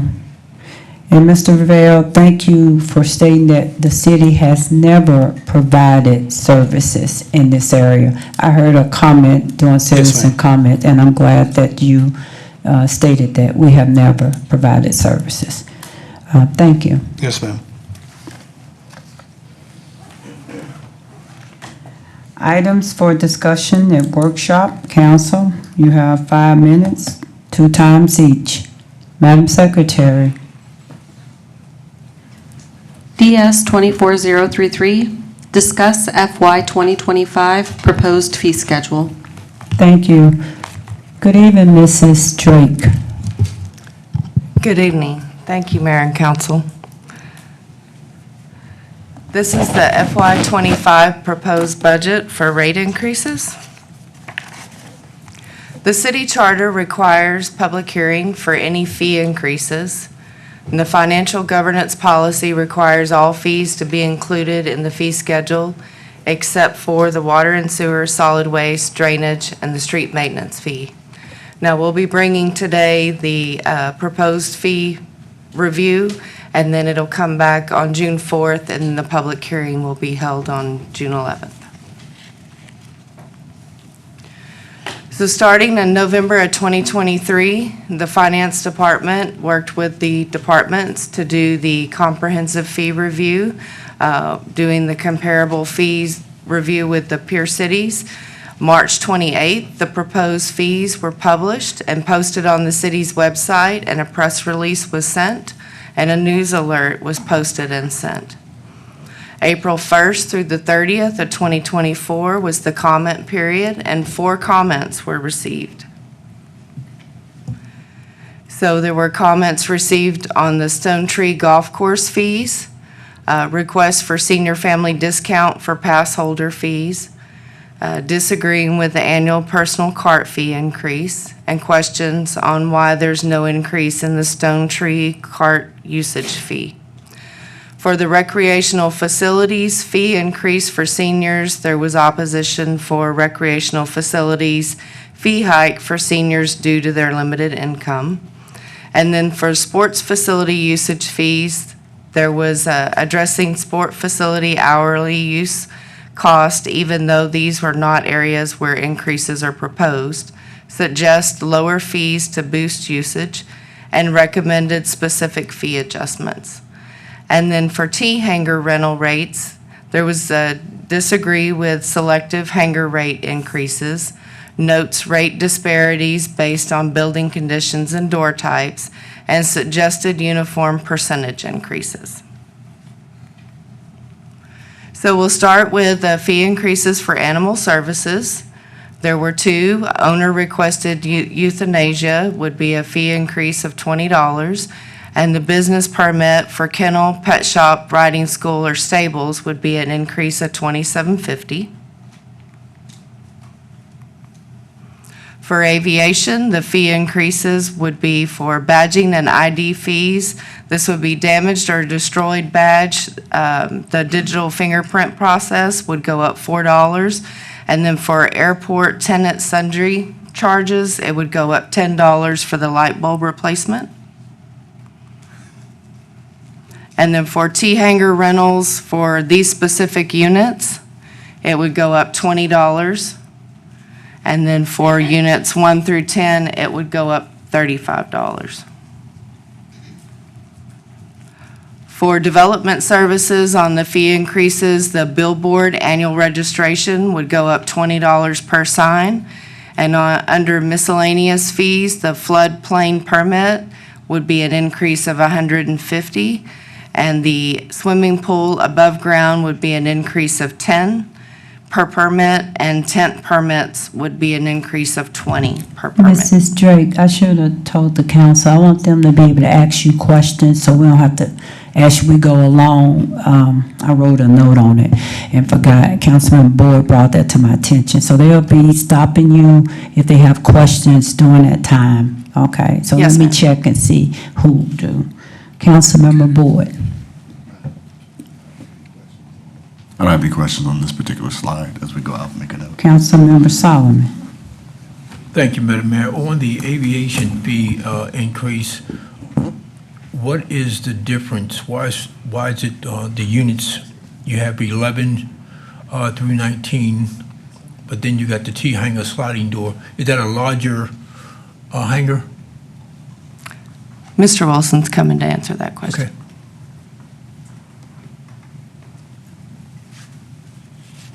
Sir, the fees are based off the square footage of the hangars, as well as the door widths, the door heights. All those things are considered in what type of aircraft can be put in. Some of them are more valuable because of the size of the doors. Okay. Thank you, sir. And I have one question for the senior citizens.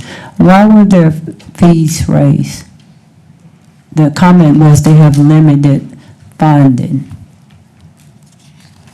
Is that to pay for their activities or to clean something, Mr. Cagle? Well, if you'll hold that question until she gets to that page, Okay. then I think it'd be easier to answer. Yes, that That's one's in the fine. recreational. So. Yes, ma'am, that's fine. Any more questions before we move forward? Thank you.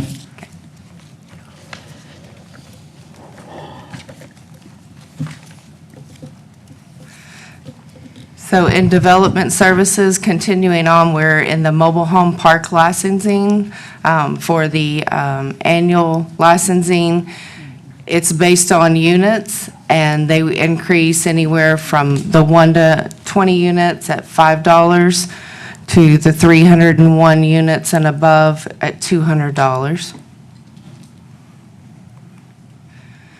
Then for code enforcement, we have the abatement restitution administrative fee is increasing $30, and the planning fees, order of design compliance per application is increasing $15. Councilman Board has a question on this item.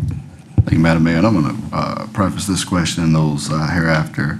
I just want to make this statement. And I understand we have to increase our fees to maintain city services, but I do have a bit of a concern with attaching a fee to just about anything we can. Not saying that that's what's happening, but I will have some questions for staff to kind of qualify a few of these. One in particular being this abatement restitution administration fee, going from $120 to $150. Now, I know it's just a $30 increase. The benchmark is $144.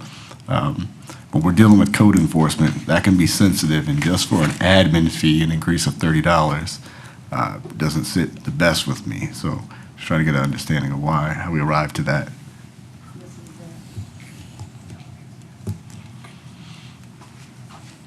So, Counselor, as it relates to the abatement restitution fee, that's the fee we charge for all of our administrative services associated with making abatements to the property, sending letters out, also placing liens on properties, recording those liens.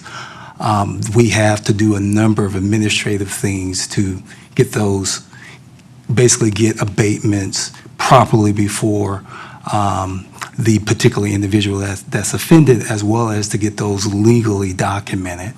So the fee is being increased to address the cost of our services, but it's also to make sure that we get closer to the benchmark. So that's really the intent there. We will continue to have those services. You know, we do 15,000 plus inspections a year. Sure. Thank you for that. That's all I got on that one, Madam Mayor. Councilmember Alvarez. Thank you, Mayor. And I just wanted to add, maybe this clarification may help or not, but, you know, as we talk about offering our employees competitive pay, and each time that they get a pay increase, you should also see or expect a rate increase on these fees, because a lot of these fees revolve around staff time that it takes to process it. So if you're paying the staff more than you were 5 years ago when you had the fees beforehand, you're going to expect it to go up because you're paying that employee more money. So even though it may be taking the employee the same amount of time it was taking them before, you're paying them more. So instead of creating a deficit in the budget, you have to offset it with that rate increase, is being my understanding. Thank you. Any more questions on this slide?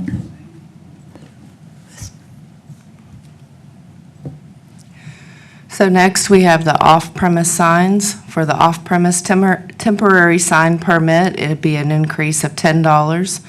For the individual wall or ground sign, it would be an increase of $10. Portable signs would be $20, and temporary on-premise signs would be $20. For residential new and additions, the single-family duplex and townhouse, the per square foot cost would increase by 3 cents per square foot, but the minimum fee of $200 would remain the same. Windows and doors base fee would increase by $5. And now on to the fire department. We have the motor vehicle and hazardous materials incidents. I apologize. Is it for the last slide or this slide?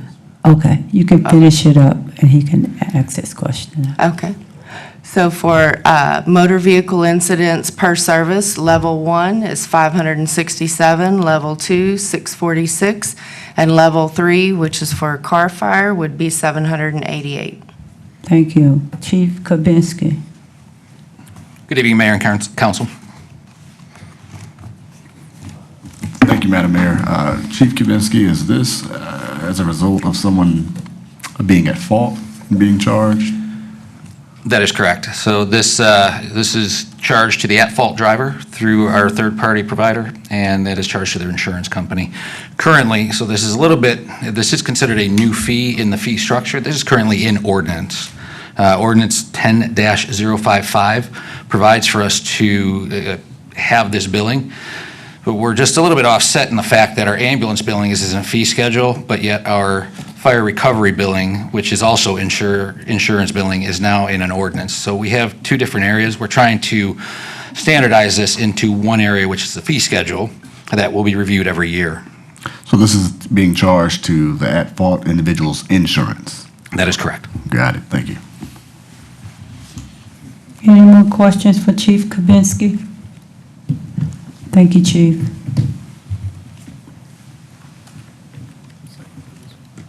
So the next item would be the motor vehicle and hazardous material incidents. We have hazmat level 1 at 870, hazmat level 2, 3106, hazmat level 3 at 7330, and then creating a landing zone, and this would be for helicopters to pick up patients. This would be 496.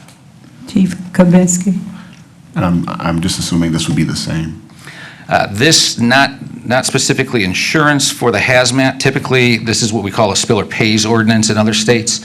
This goes to the company, and we currently have no ability right now to recoup any costs that are spent on our hazardous materials. For example, the gasoline tanker spill that happened about a year ago, we had no way to recover any of the cost of the materials or the time that we spent on the scene. This will give us that ability to charge it directly to the company. Thank you, Madam Mayor. Thank you both. Oh, I apologize. Councilmember Adams? Thanks, Madam Mayor. No issues with the fee and what you said. What the fees are, the numbers are kind of weird. Like normally you do like a 850, 825, but you got a 870, 3106. You understand what I'm saying? How do we arrive at these numbers? So our current vendor, Fire Recovery USA, they determine the usual and customary rates for the fire department responses through nexus studies with departments nationwide, factoring in various costs like equipment, personnel, and insurance. The rates are annually adjusted based on cost of living adjustments from the Bureau of Labor Statistics to stay in line with industry standards and expectations of auto insurance companies and the spiller pays, the spillers, along with departments usually updating those rates annually or biennially to remain consistent with benchmarks. Thank you, I appreciate that. Thank you. Anyone else? Mrs. Drake?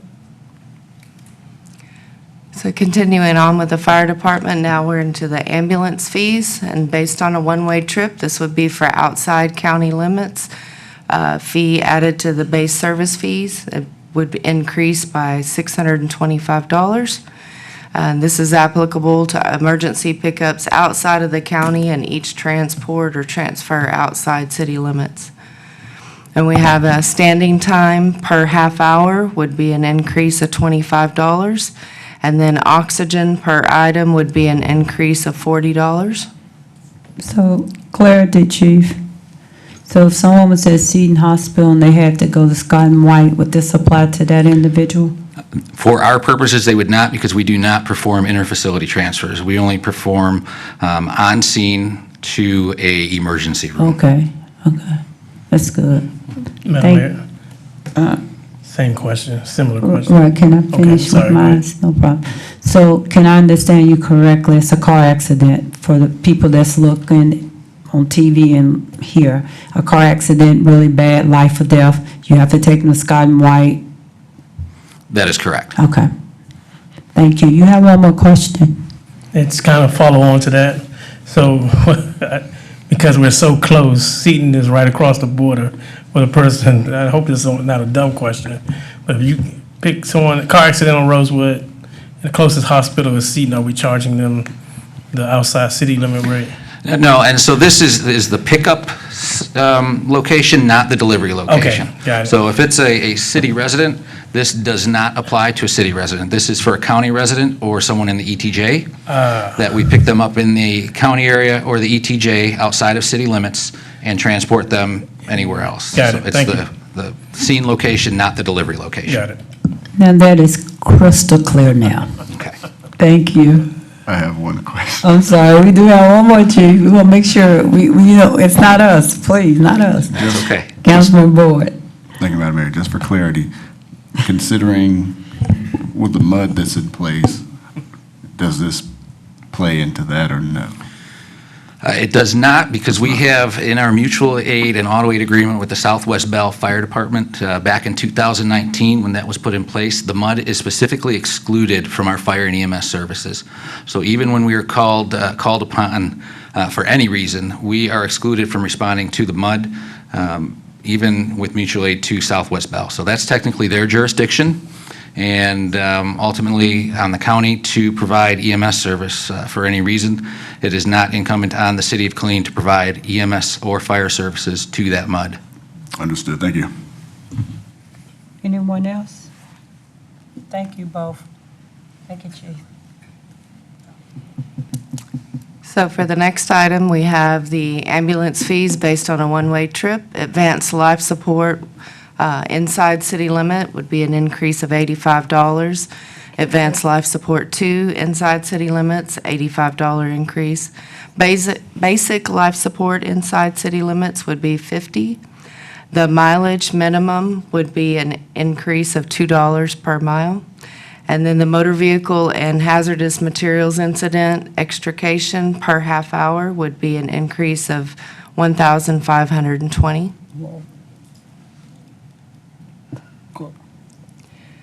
And then we're on to, We moving on. They understood that. okay, now we're on to the I'm Stone sorry. Tree Golf Course. You have to click on if you want to speak. No, it's best because maybe somebody in the audience have a question. Okay, so Councilwoman Cobb, and then Councilmember Boyd, and then Councilmember Solomon. You're gonna think that I'm pretty crazy here. No money, no pickup. This is only because of insurance. What happens to the client that doesn't have the money when they see this?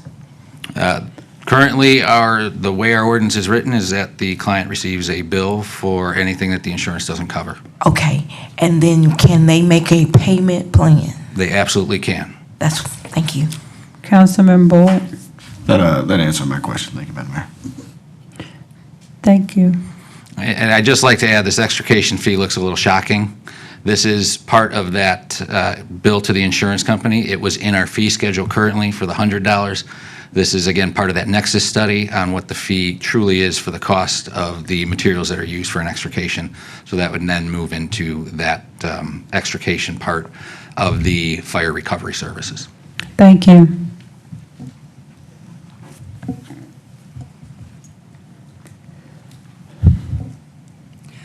Now on to the Stone Tree Golf Course. The fee increases for the green fee weekday, 9 holes, 50 cents, 18 holes, $1, twilight, is 50 cents, and super twilight's 50 cents. This is all per tee time. For the green fee weekday with a cart, 9 hole is $1, 18 holes, $1, twilight and super twilight are all $1, and this is per tee time. For the green fee weekend, 9 hole, 18 hole, and twilight are all $1. Super twilight is 50 cents per tee time. Green fee weekend with cart, as 9 hole is $2, and the 18 hole twilight and super twilight are all $1 increases per tee time. For the active duty military annual, membership is $35 fee. For the pass holder fees, resident, the annual increase, adult is $50, and the senior 65 plus is $35. The pass holder fees, non-resident, adult, annual is $50, and the senior 65 plus is $40. For the cart fee, resident, the cart storage fee increase is $25 annual. Personal cart usage, annual fee increase is $20. The cart fee, non-resident, cart storage fee, annual is $25. And personal cart storage, annual fee increase is $20. For the range resident, the driving range, the annual per person, the increase is $25, And for the non-resident driving range, annual per person is $25 increase. And now on to the Killeen Arts and Activity Center's fee increases. For room rentals, we have the Performing Arts Auditorium, Monday through Thursday, 8 to 5 per day would be a $50 increase. The meeting rooms, B102, would be a $25 per day increase, Monday through Thursday. And the large banquet hall, Monday through Thursday, would be a $50 increase per day. For the Killeen Convention Center, the new fees would be for the equipment rental, and this would be for different sizes of stage. Councilmember Boyd? Thank you, Madam Mayor. And thank you, Ms. Drake. You're doing a great job going through the presentation with us. Interjecting here, I notice the current fee is $0 for all size stage rentals, and what's proposed is beyond the benchmark for just about all of them, and I'm just trying to get understanding for that. Yes. Ms. McNair? Ms. McNair. Good evening, ma'am. Good evening. So as far as these current fees being zero, if you remember back in late summer, we purchased a new stage, which allowed us to do these various configurations. So there were no fees to be charged because we didn't have the capacity to offer these. And as far as what we're proposing with our fees, we use legacy fees for the stage that we did have, so we figured we'll start there to be consistent with the pricing that has already been established in Killeen and allow you all to provide us some direction if you would like us to roll those back. Those two prices were the $450 and the $660. So we used that as our standard and then figured pricing for the various stages based on that. Okay, thank you. Anyone else? Thank you.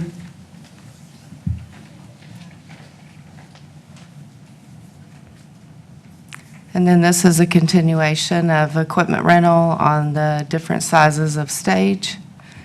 And then we have on the room rentals, we have this move-in, move-out day, and it would be per occurrence, half the room cost.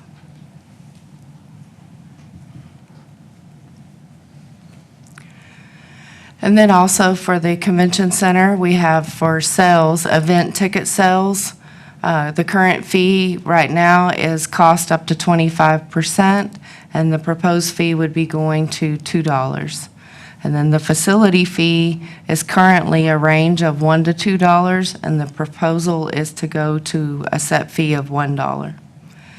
For the equipment rentals, the internet hardwire connection would increase by $25, and then the labor for midnight to 7 a.m. would be per half hour an increase of $13. Question.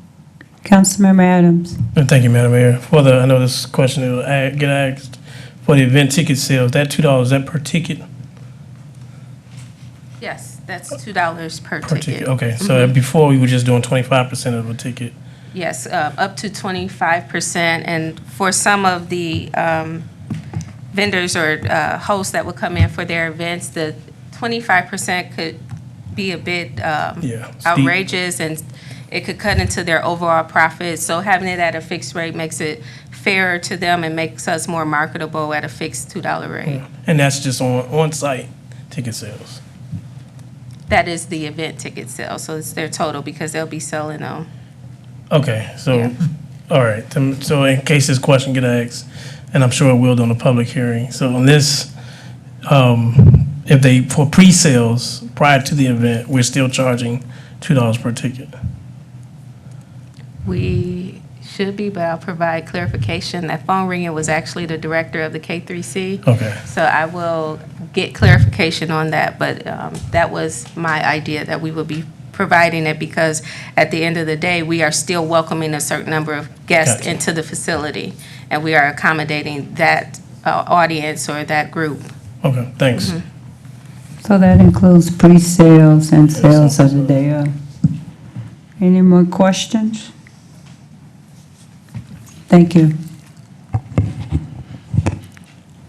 And then we have room rental standard rates. So the special event center parking lot would increase by $100 per day.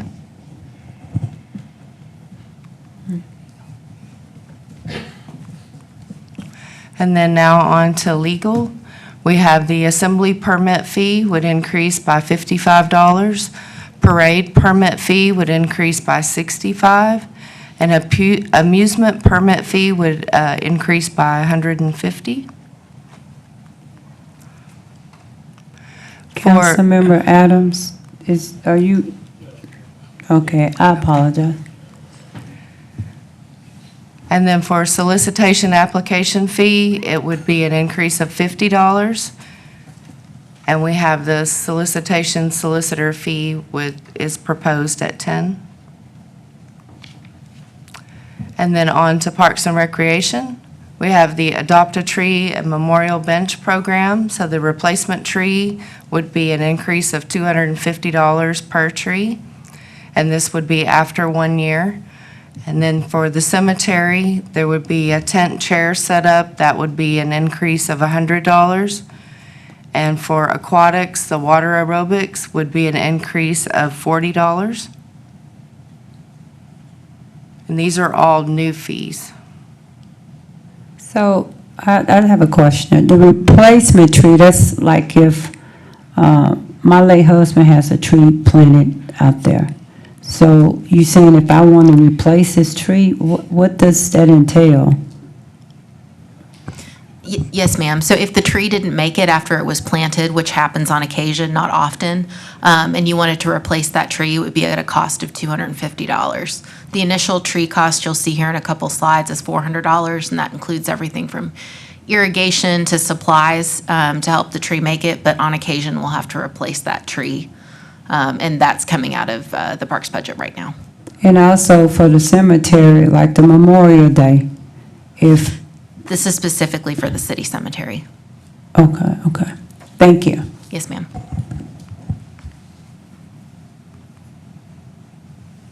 For the Rosa Herford Killeen Community Center, for meeting room 152, the fee would be $100. For activity room 134, it would be $50. And activity room 135, it would be $50. And this would be for every 2 hours.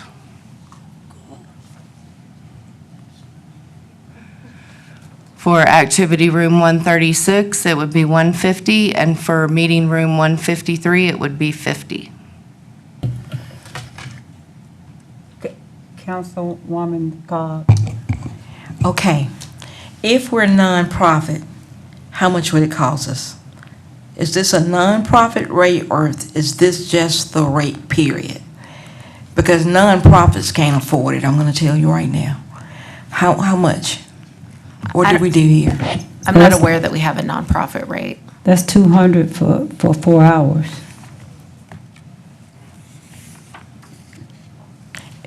Will there be a nonprofit rate? There's not one that's currently proposed. Okay. Councilmember Adams. I think in the previous to the renovations, there was a fee schedule that showed, that included nonprofit, resident, non-resident, and for-profit, organizations that aren't registered either way. There was a different fee schedule. We can definitely look into that, and I'll follow up with you. Okay, thanks. Councilmember Boyd. Thank you, Madam Mayor. I guess I'm curious, well, on slide 34, but I'm curious of the square footage of some of these rooms and their rates, which we don't have here. But if we could get that to the council, I'd appreciate it. Absolutely. Thank you.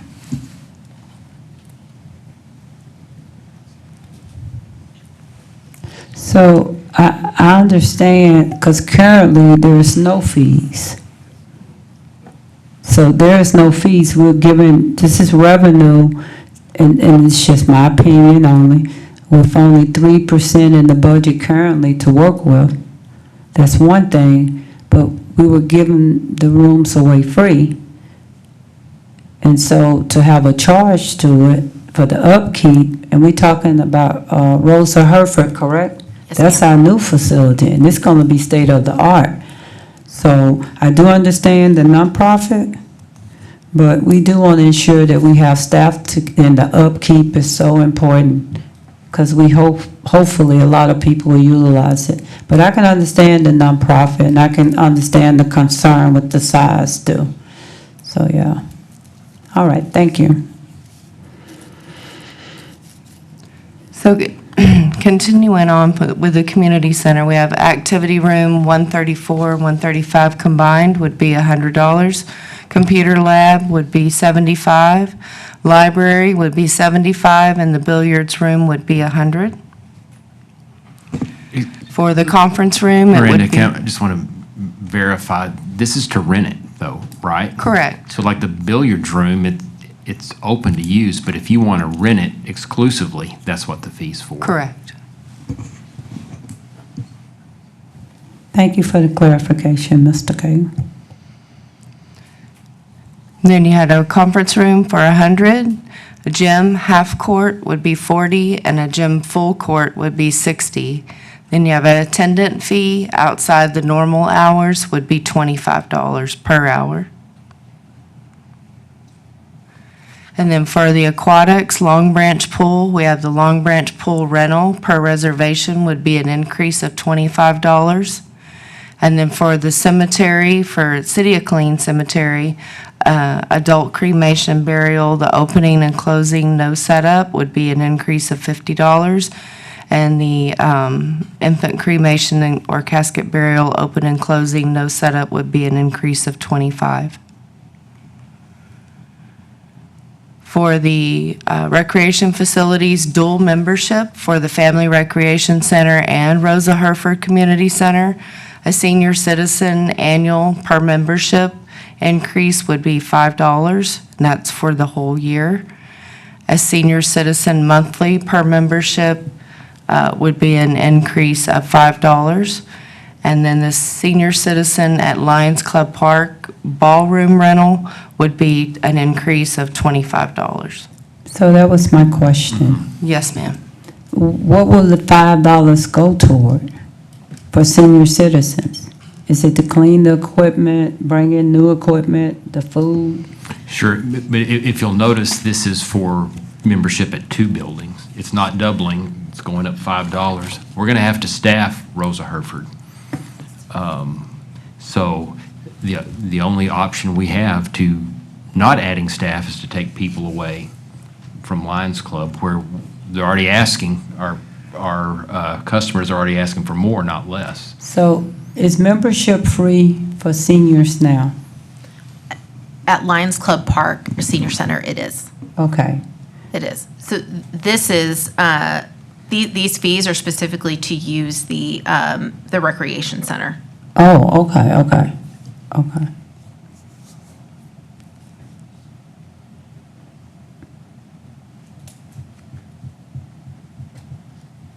We can move on. Okay. For parks and public grounds, trail event rental, per rental block would be an increase of $25. And then the adopt a tree per tree would be an increase of $100. For public works solid waste, we would have new fees that are proposed. This is for additional commercial rates. Dumpster pad cleanup fee, labor, 1 hour minimum, would be $140. Dumpster pad cleanup fee, labor after first hour, and this would be in 15-minute increments, would be $35. Dumpster pad cleanup fee per cubic yard would be $10. An overloaded container per dumpster would be $100.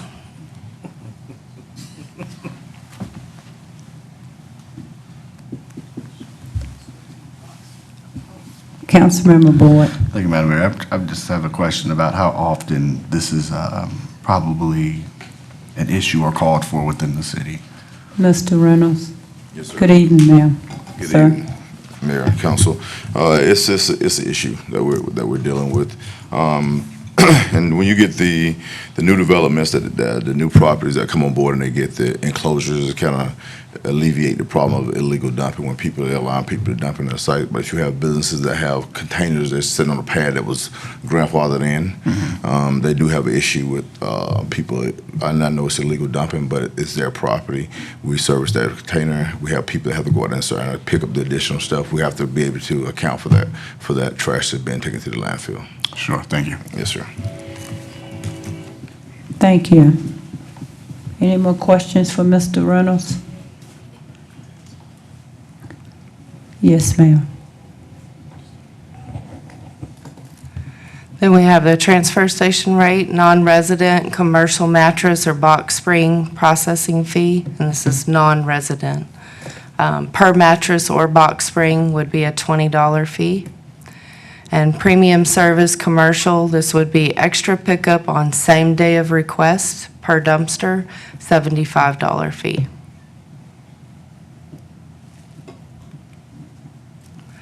For premium service residential, emptying of automated container only, it'd be a $22 increase per container. And bulk items pickup service fee would be an increase of $22. Is this from your home? Mr. Reynolds? Oh, sorry. Councilwoman Cobb and then Councilmember Boyd. My question is, with the garbages, when the little tags are hanging out the garbage, and they'll say like, I guess it's over the weight, and it may have like $15 on it. How do you determine that? I've always wondered, how do they determine the extra fee? Is there a wear on the truck? You know, it's a little tag. It's a little red tag. Okay, I get those dollars now. In the orders it states, if your container does not close, it's overloaded. When the container is picked up by automated vehicle, an arm that picks that thing up, it can cause damage to the vehicle, or it can cause a container to go down, and if it's too heavy, it can fall into the hopper, which causes issues. And when you see the red tag put on the container, that is the driver's. And the intent is for that driver to educate the public about that resident about what's allowed per ordinance, because we do understand that every resident don't read the ordinance. Also, if you have stuff outside of the container that we're picking up, typically your first time it's not going to be charged, but if it's a habitual offender, once we tag it, we're going to tag it once, and then we're going to come back and it's going to be a fee assessed at the next time. So we have to be able to account for that additional trash that's going to the landfill.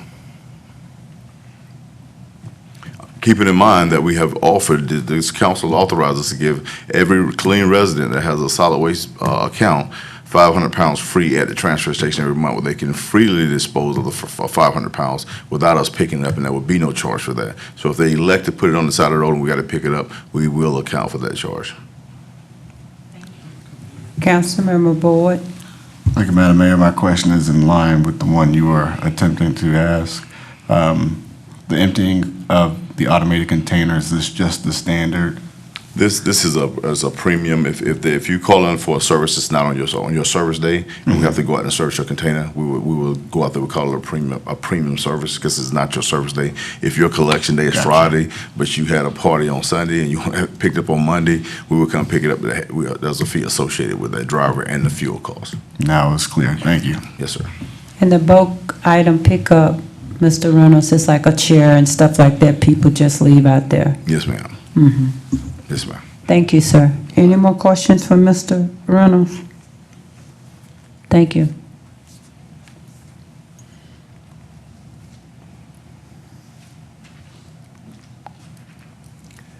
Then for water and sewer, we have a reinspection fee for backflow, fog certificate of occupancy, and that would be a new fee for $50.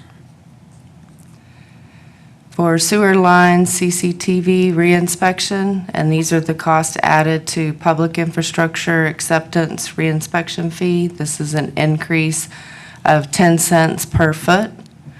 And then for water meters, this is the base charge if builder installs the tap. For 1 inch per meter, it's an increase of $30, and 1.5 inch per meter, it would be $230.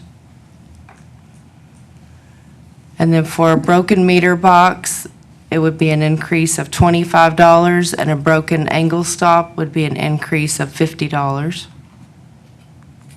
Councilman Boyd. I have to ask this question. The broken meter box, is this the box broken or the lid portion that sticks up that can rip off due to a lawnmower or something like that? If it cannot be repaired, and it's a broken item on our box, it's considered the box, even with the lid, but if we can repair it, we repair it, but if not, if it's a replacement, this is the cost for that. Okay, sure, because I noticed quite a few boxes that flap or whatever is Yes, sir. either split in half or missing. Yes, sir. Okay, thank you. Thank you, sir. And Mr. Reynolds, as we install the new meters, this gonna go away eventually, correct? We'll still have boxes out there. The boxes will still be there. Yes, we're trying to set them in a way that they don't get hit by the lawnmowers at normal height. But yes, you'll still have boxes out there, ma'am. Okay, one more question for you. Councilmember Adams, you know how to lighten up the night. Mine was a continuation from that. I was wondering, was this fee to cover those new boxes, or just, would this fee still? Yes, the boxes are still basically going to be the same material, the same Right. boxes. Yes, sir. We're just going to be going with new meters. Because and I think the new ones, it's the remote read. Yes, sir. The new Yeah. meters are going to be remote read. Yes, Okay, sir. but that's AMI. not attached to the lid. No. It's Okay. going to, everything will still be contained inside of the box. Okay, thanks. Yes, sir. Thank you, Mr. Reynolds. Any more questions? All right.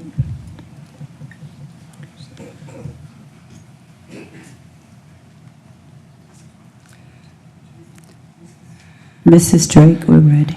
Okay. So for my final slide,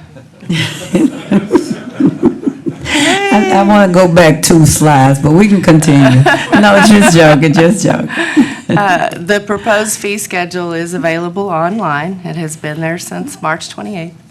And the footnotes and reference notes for all of these changes that has more detail about why these things were changed or what was entailed in those changes is included and referenced in that fee schedule. So it's very comprehensive and is available on the city's website. So, and then we'd be happy to answer any questions you might have. And I will be back to do this again on June 4th. All right, thank you so much. We really appreciate you. Thank you and your staff for staying late to really answer these questions. You did an amazing job. Thank you all. Madam Secretary. DS 24034, discuss and consider Senate Bill 1145, Child Care Facility Tax Exemption.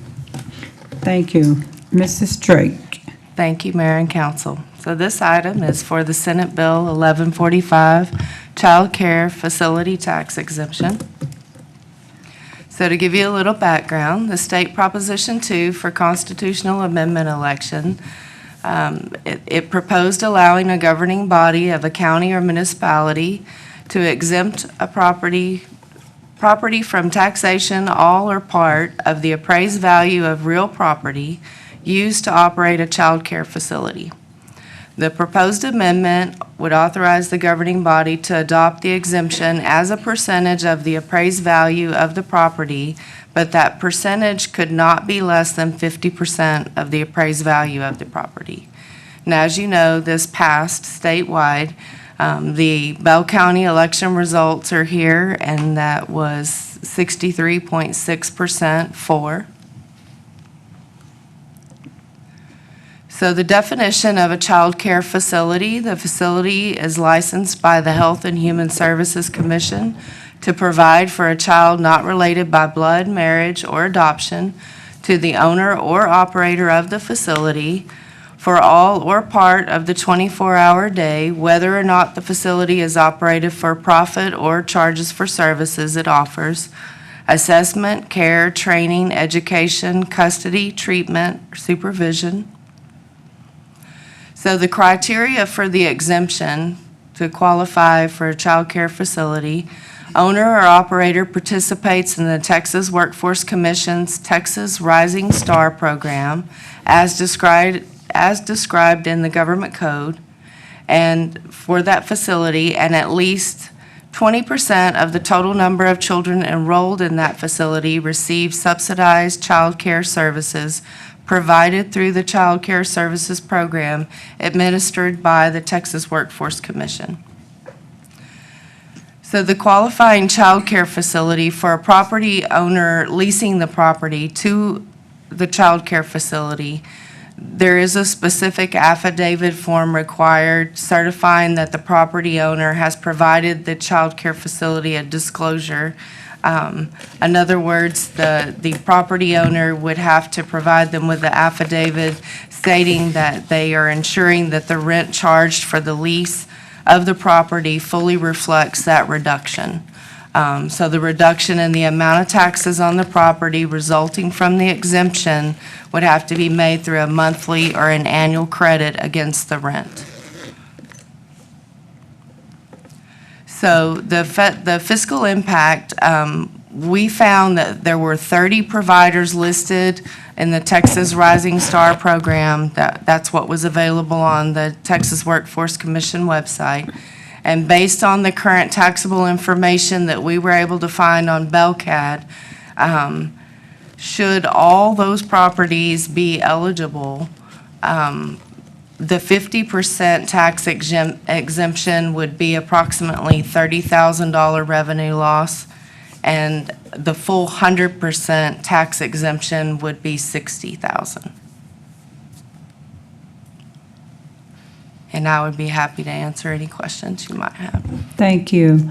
Council, this item that I put on the agenda came about because I had the opportunity to talk to Mr. and Mrs. Lemon in reference to childcare. And we had a long and detailed conversation, and I do believe that this is something that we, the council, should vote on. And after talking to the state and county, some commissioners in reference to this, my stance is on this, as you heard from all the individuals that have spoken tonight. This is a journey that I took at a young age, just like Councilwoman Cobb, to be a certified child care provider. And you do it for many reasons, and you heard a lot of them tonight. But what was particular about this bill that was passed, that I made it clear, the state put it in place and put the hardship on the city and the county when they had the authority at the state level to just go head on and allow this bill to pass and say, yes, the city or the county, you must do this, or the state, just a mandate.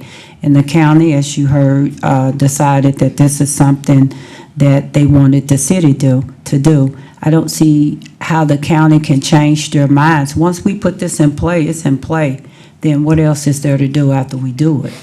So I do truly believe, after talking to the Lemons, they laid it down, very detailed. Talking to Commissioner Minor, gave him my viewpoint on it. I think that this is something, in Mr. Cagle and staff, this is something that I highly think that the city should support. Because without childcare, as Mr. Lemon stated it best, they are the pillar of our community. Without these facilities being open, then a lot of individuals will be out of work, because just trying to keep your child at home. I tried to homeschool. It don't work for me. I don't know about anybody else. But you need to work. And in today's inflation, you need 2 household income. Some are fortunate to stay at home, and I'm grateful for that. But we do need to support our child care providers. With that being said, Councilmember Adams and then Councilmember Sagara will follow. Thanks, Madam Mayor. I've never wanted to go into childcare other than raising my own children. But I cherish those that teach and do go into that business, and I know the Army, based on rank, and for some reason I was always at the top end of childcare at every installation. And I've met with this. And that was horrendous, and that was subsidized on a federal installation. I have a couple of questions here. Well, first statement is, I agree this is a good idea. I also asked Mr. Cagle, and I guess he got with finance to see what was the hit on the city, and I'm glad you guys provided that information. This is not going to break the bank. I can see some long-term and positive effects to it, because Head Start and daycare and pre-K is not a common thing in our school districts. And it requires a lot of things that the daycares are doing to get our children ready for school, which ultimately affects our community and our city in the long run. Who knows, that the 4-year-old sitting in a daycare could be one of the 7 or 8 people sitting up here 20, 30 years from now. I would ask, so I guess a point of information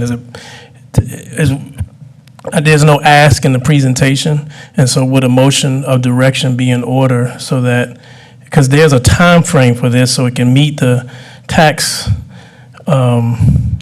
cycle according to the tax assessor, correct?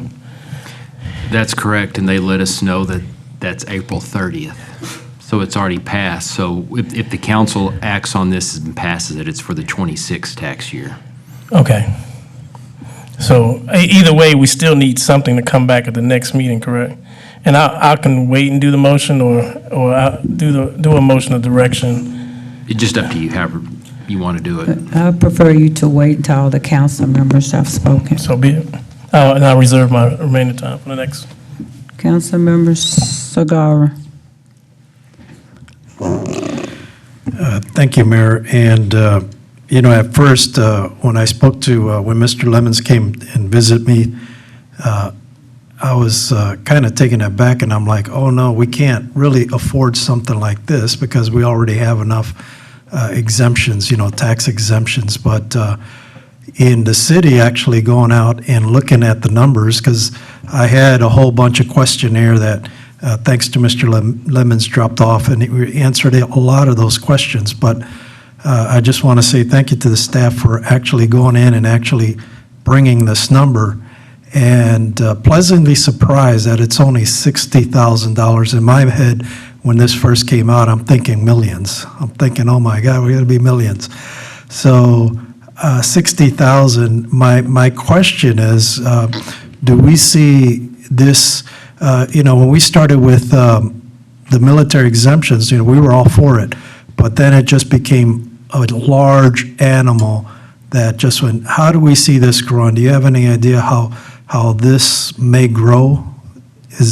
Do we see it kind of staying around this, or is it? Sure, we talked about that, and you still have to meet the criteria. So would it grow? Probably, but I don't think very much. Very much. It's not going to grow exponentially like the other exemption you talked about. Yeah. No, and I think the same. I don't think it's going to get where we're going to lose a lot of millions, and I wholeheartedly support this. I think it's a great thing. And the other thing is, I just want to say, I wish the state would pass more bills like this that give the power to the city to decide whether it's good for them versus, just passing what we call unfunded mandates, and then we have to figure out how to pay for this. And I think even though the county voted against it, I'm very optimistic, and I think that was their thought process. They don't want to make a mandate. They want for us to make that decision. Is it good for us, not the county stepping in and making that? So I think that they're going to look for what we decide and let us make that decision versus the county or the state. So I commend them for doing that. At least that's my thought process as to why they turned it down. So with that, thank you. And I think this is great for our daycare providers, and wholeheartedly, this is something that I would definitely support. Thank you. And Councilmember Sagara, to answer your question, my statement I made, if I made it from the perspective, if this is something they voted on and it's a bill that they passed, they should give us the funding for it. That's just like tax exemption, that we're fighting them now for funding to get the money reimbursed. I was saying, once you pass a bill, then give us the money to give to the child care providers. And I can understand why the county said, no, we're going to see, and I don't even know if they said it, but if they said the city, let's see what they're going to do, then they may come back and say, hey, city, we may give you half to help you out. We don't know, but I was saying from the state perspective, once you pass a bill and then you pass it to us, if it's something that you truly believe in, give us the funding to take care of our child care providers. That is what I meant. Now, I never opened a child care. I went through the school and stuff, but not like Councilmember Cobb, she actually opened one. But it was just too much for me. It's a lot into it, so that's not my thing. Mayor Pro Tem Gonzalez. So, yes. Sorry, So, y'all right behind each other. yes, ma'am. So my question, my statement was actually kind of in both lines with what Councilmember Cigar was saying and exactly what you just said. I 100% wholeheartedly agree with that. To your point, sir, just according to an article read in Texas Tribune here just recently, there are legislators that are actively pushing for all centers, regardless of their subsidy status, to be able to take advantage of this. So I am curious as to what the fiscal responsibility would become should it be open to all providers, regardless of their status in the subsidy program. I don't know if we have an answer for that. Obviously, we'd have to do some research there, but I do 100% agree with what the mayor said. You know, moving forward, it would be nice if that was taken into consideration. I do support this program. Initially, I was concerned just on the surface. It sounded really scary. But secondly, when the metrics were put in there and the provisions were put in place to be able to protect people who are leaseholders and not just necessarily the landowners or facility owners, but there was protections put in there for people who maybe ran the facility that didn't necessarily own it. I felt that there was a lot of protections in there for those folks. So that made me a little bit more comfortable with this program. And I do definitely see the benefit of a service like this. Thank you. Councilwoman Cobb. We have to support. If we don't support, we're forgetting the number one thing, our children, our kids. Every August during convocation, I stand before at least 200 to 300 people teaching classes on pre-K and first grade and health care and how we're going to keep our kids safe. What do we look forward to? Last year, August, 50% of the staff member and teachers in schools, they were saying they were going to give up their buildings because they couldn't afford it. They could not afford to pay for teachers, for the extras.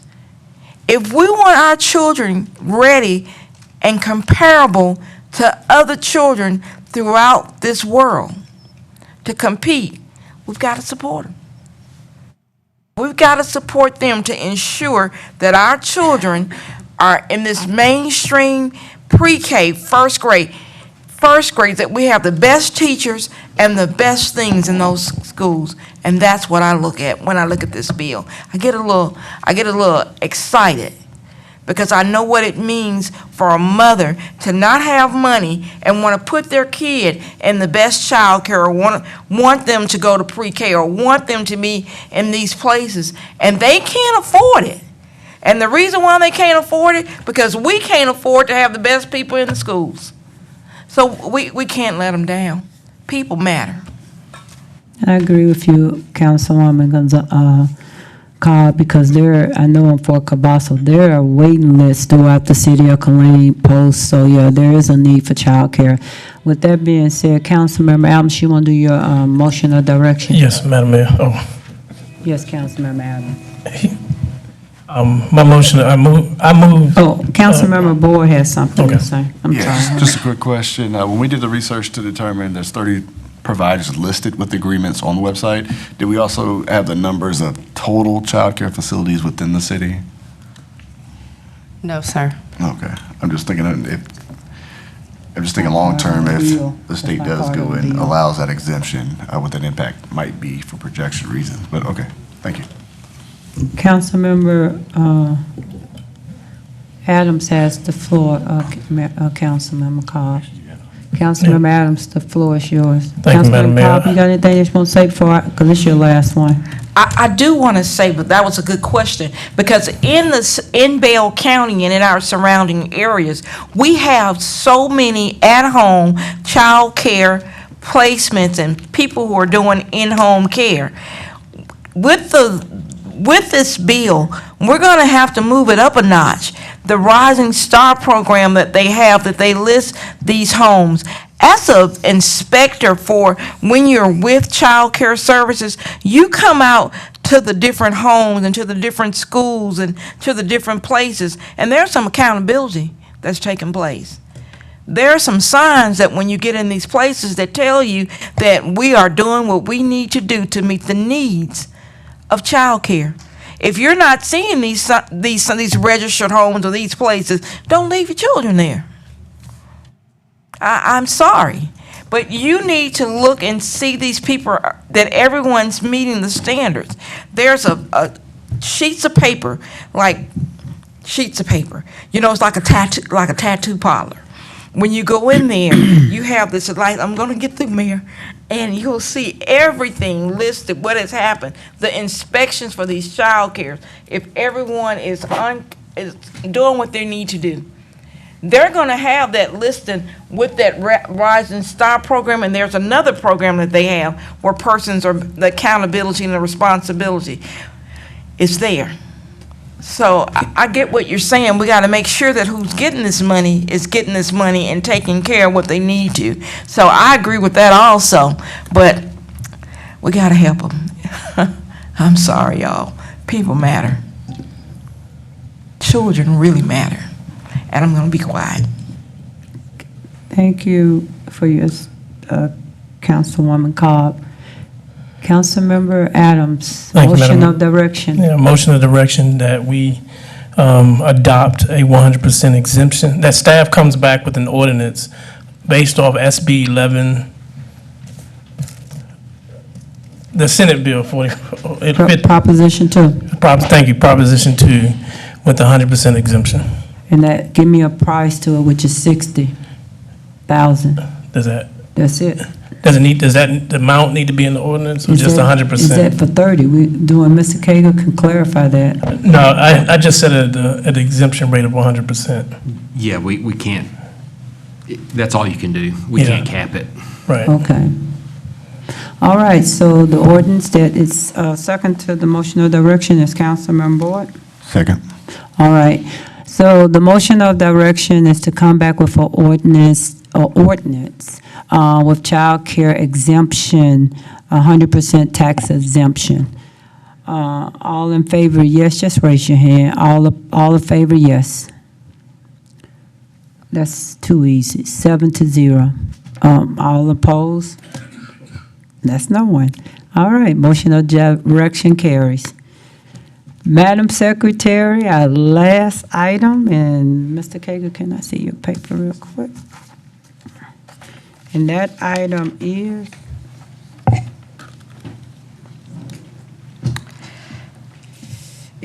council member request for future agenda item, and that is Council Member Solomon. We'll wait till Madam Secretary read it. RQ 24007, discuss and consider the frequency and start time of city council workshops, meetings. Councilmember Adams, the floor is yours. Councilmember Solomon, the floor is yours. Thank you, Madam Mayor. I brought this, I wanted the council to, we want to consider, again, the frequency and starting time of the city council workshop and meetings. In that, I noticed that of course, we have it every week. Surrounding cities and cities that is pretty much most of Texas have it twice a month. And you have your bi-monthly, you have your workshops and your city council meetings together. And your council meetings will follow your workshop. That's most of the cities in Texas do that. I haven't found a city yet, except for your larger municipals, such as Austin, Dallas, and Houston, the full-time mayor and council. So I wanted us to consider, because I think it would bring, one of the things it would really bring, it would help the staff to prepare better. It would just give them some relief. And I believe that we could do bi-monthly and still get the same, still have the same effect, council, of what we do every week. It would not diminish what we do. And so I This wanted us is a to. future agenda item request. Yes, I'm asking to put that on I'm just giving the reason why I wanted it on a Yes, sir. future agenda item. And I have, and I don't know if we can just discuss this. I have, I wanted Mr. Cagle to kind of like, Elaborate on it? Mhm. Okay, Mr. Cagle? Sure, if you want to, it just depends on how you want to do it tonight, but we do have a PowerPoint that shows all our survey cities, what they do. And we also prepared an agenda to show you what an agenda would look like, with starting with the work session, and just as a starting place. We can hand it out. If you want to keep it for the future, we'll put it in a future packet for discussion. It's just, well, we're ready to do that if you want to hear it tonight. All right, so this is just clarifications for questions only. This is not a discussion item, and his request is to a future agenda item to discuss and consider the frequencies and start time of city council workshop/meetings. Councilmember Boyd, is that a motion or direction or clarification? Clarification, Madam Mayor, thank you for calling on me. The council member's specific request, I want this to be clear to everyone, states discuss and consider the frequency and start time of city council workshops and meetings. It does not list or specify a date change. Thank you. Okay, so Councilmember Solomon, with that being said, you can table this and go back and redo it and put it back on the agenda for clarification on time and date. Madam Mayor, for specification, that's actually not what I'm calling for. Right, but if you saw that, somebody else can take it. I don't know which way you took it, but to be clear and for transparency, I would prefer it to be done the correct way. That's just my preference. He has that option because it's his item. You can leave it as is, or you can just put date and time together for clarity. Okay, we can do that. So, Mr. Cagle, do you think people will understand the way you put it on there? But I think if the council wants to move forward with that, you can tell us what you want on a future agenda item. If you want to discuss the date or not, we can put it on a future agenda, however the council wants to. So is this what you want, Councilmember Solomon? Yes. And we can add the date. I would like to see us discuss the time and date as well. But, yeah. Do you like it the way it is? Yeah, it's fine. Okay. So we'll keep it as is. Councilmember Adams, motion or direction? Motion of direction to bring this back for the discussion item of the next workshop. Thank you, Mayor Pro Tem. Second. All in favor, yes. All opposed, no.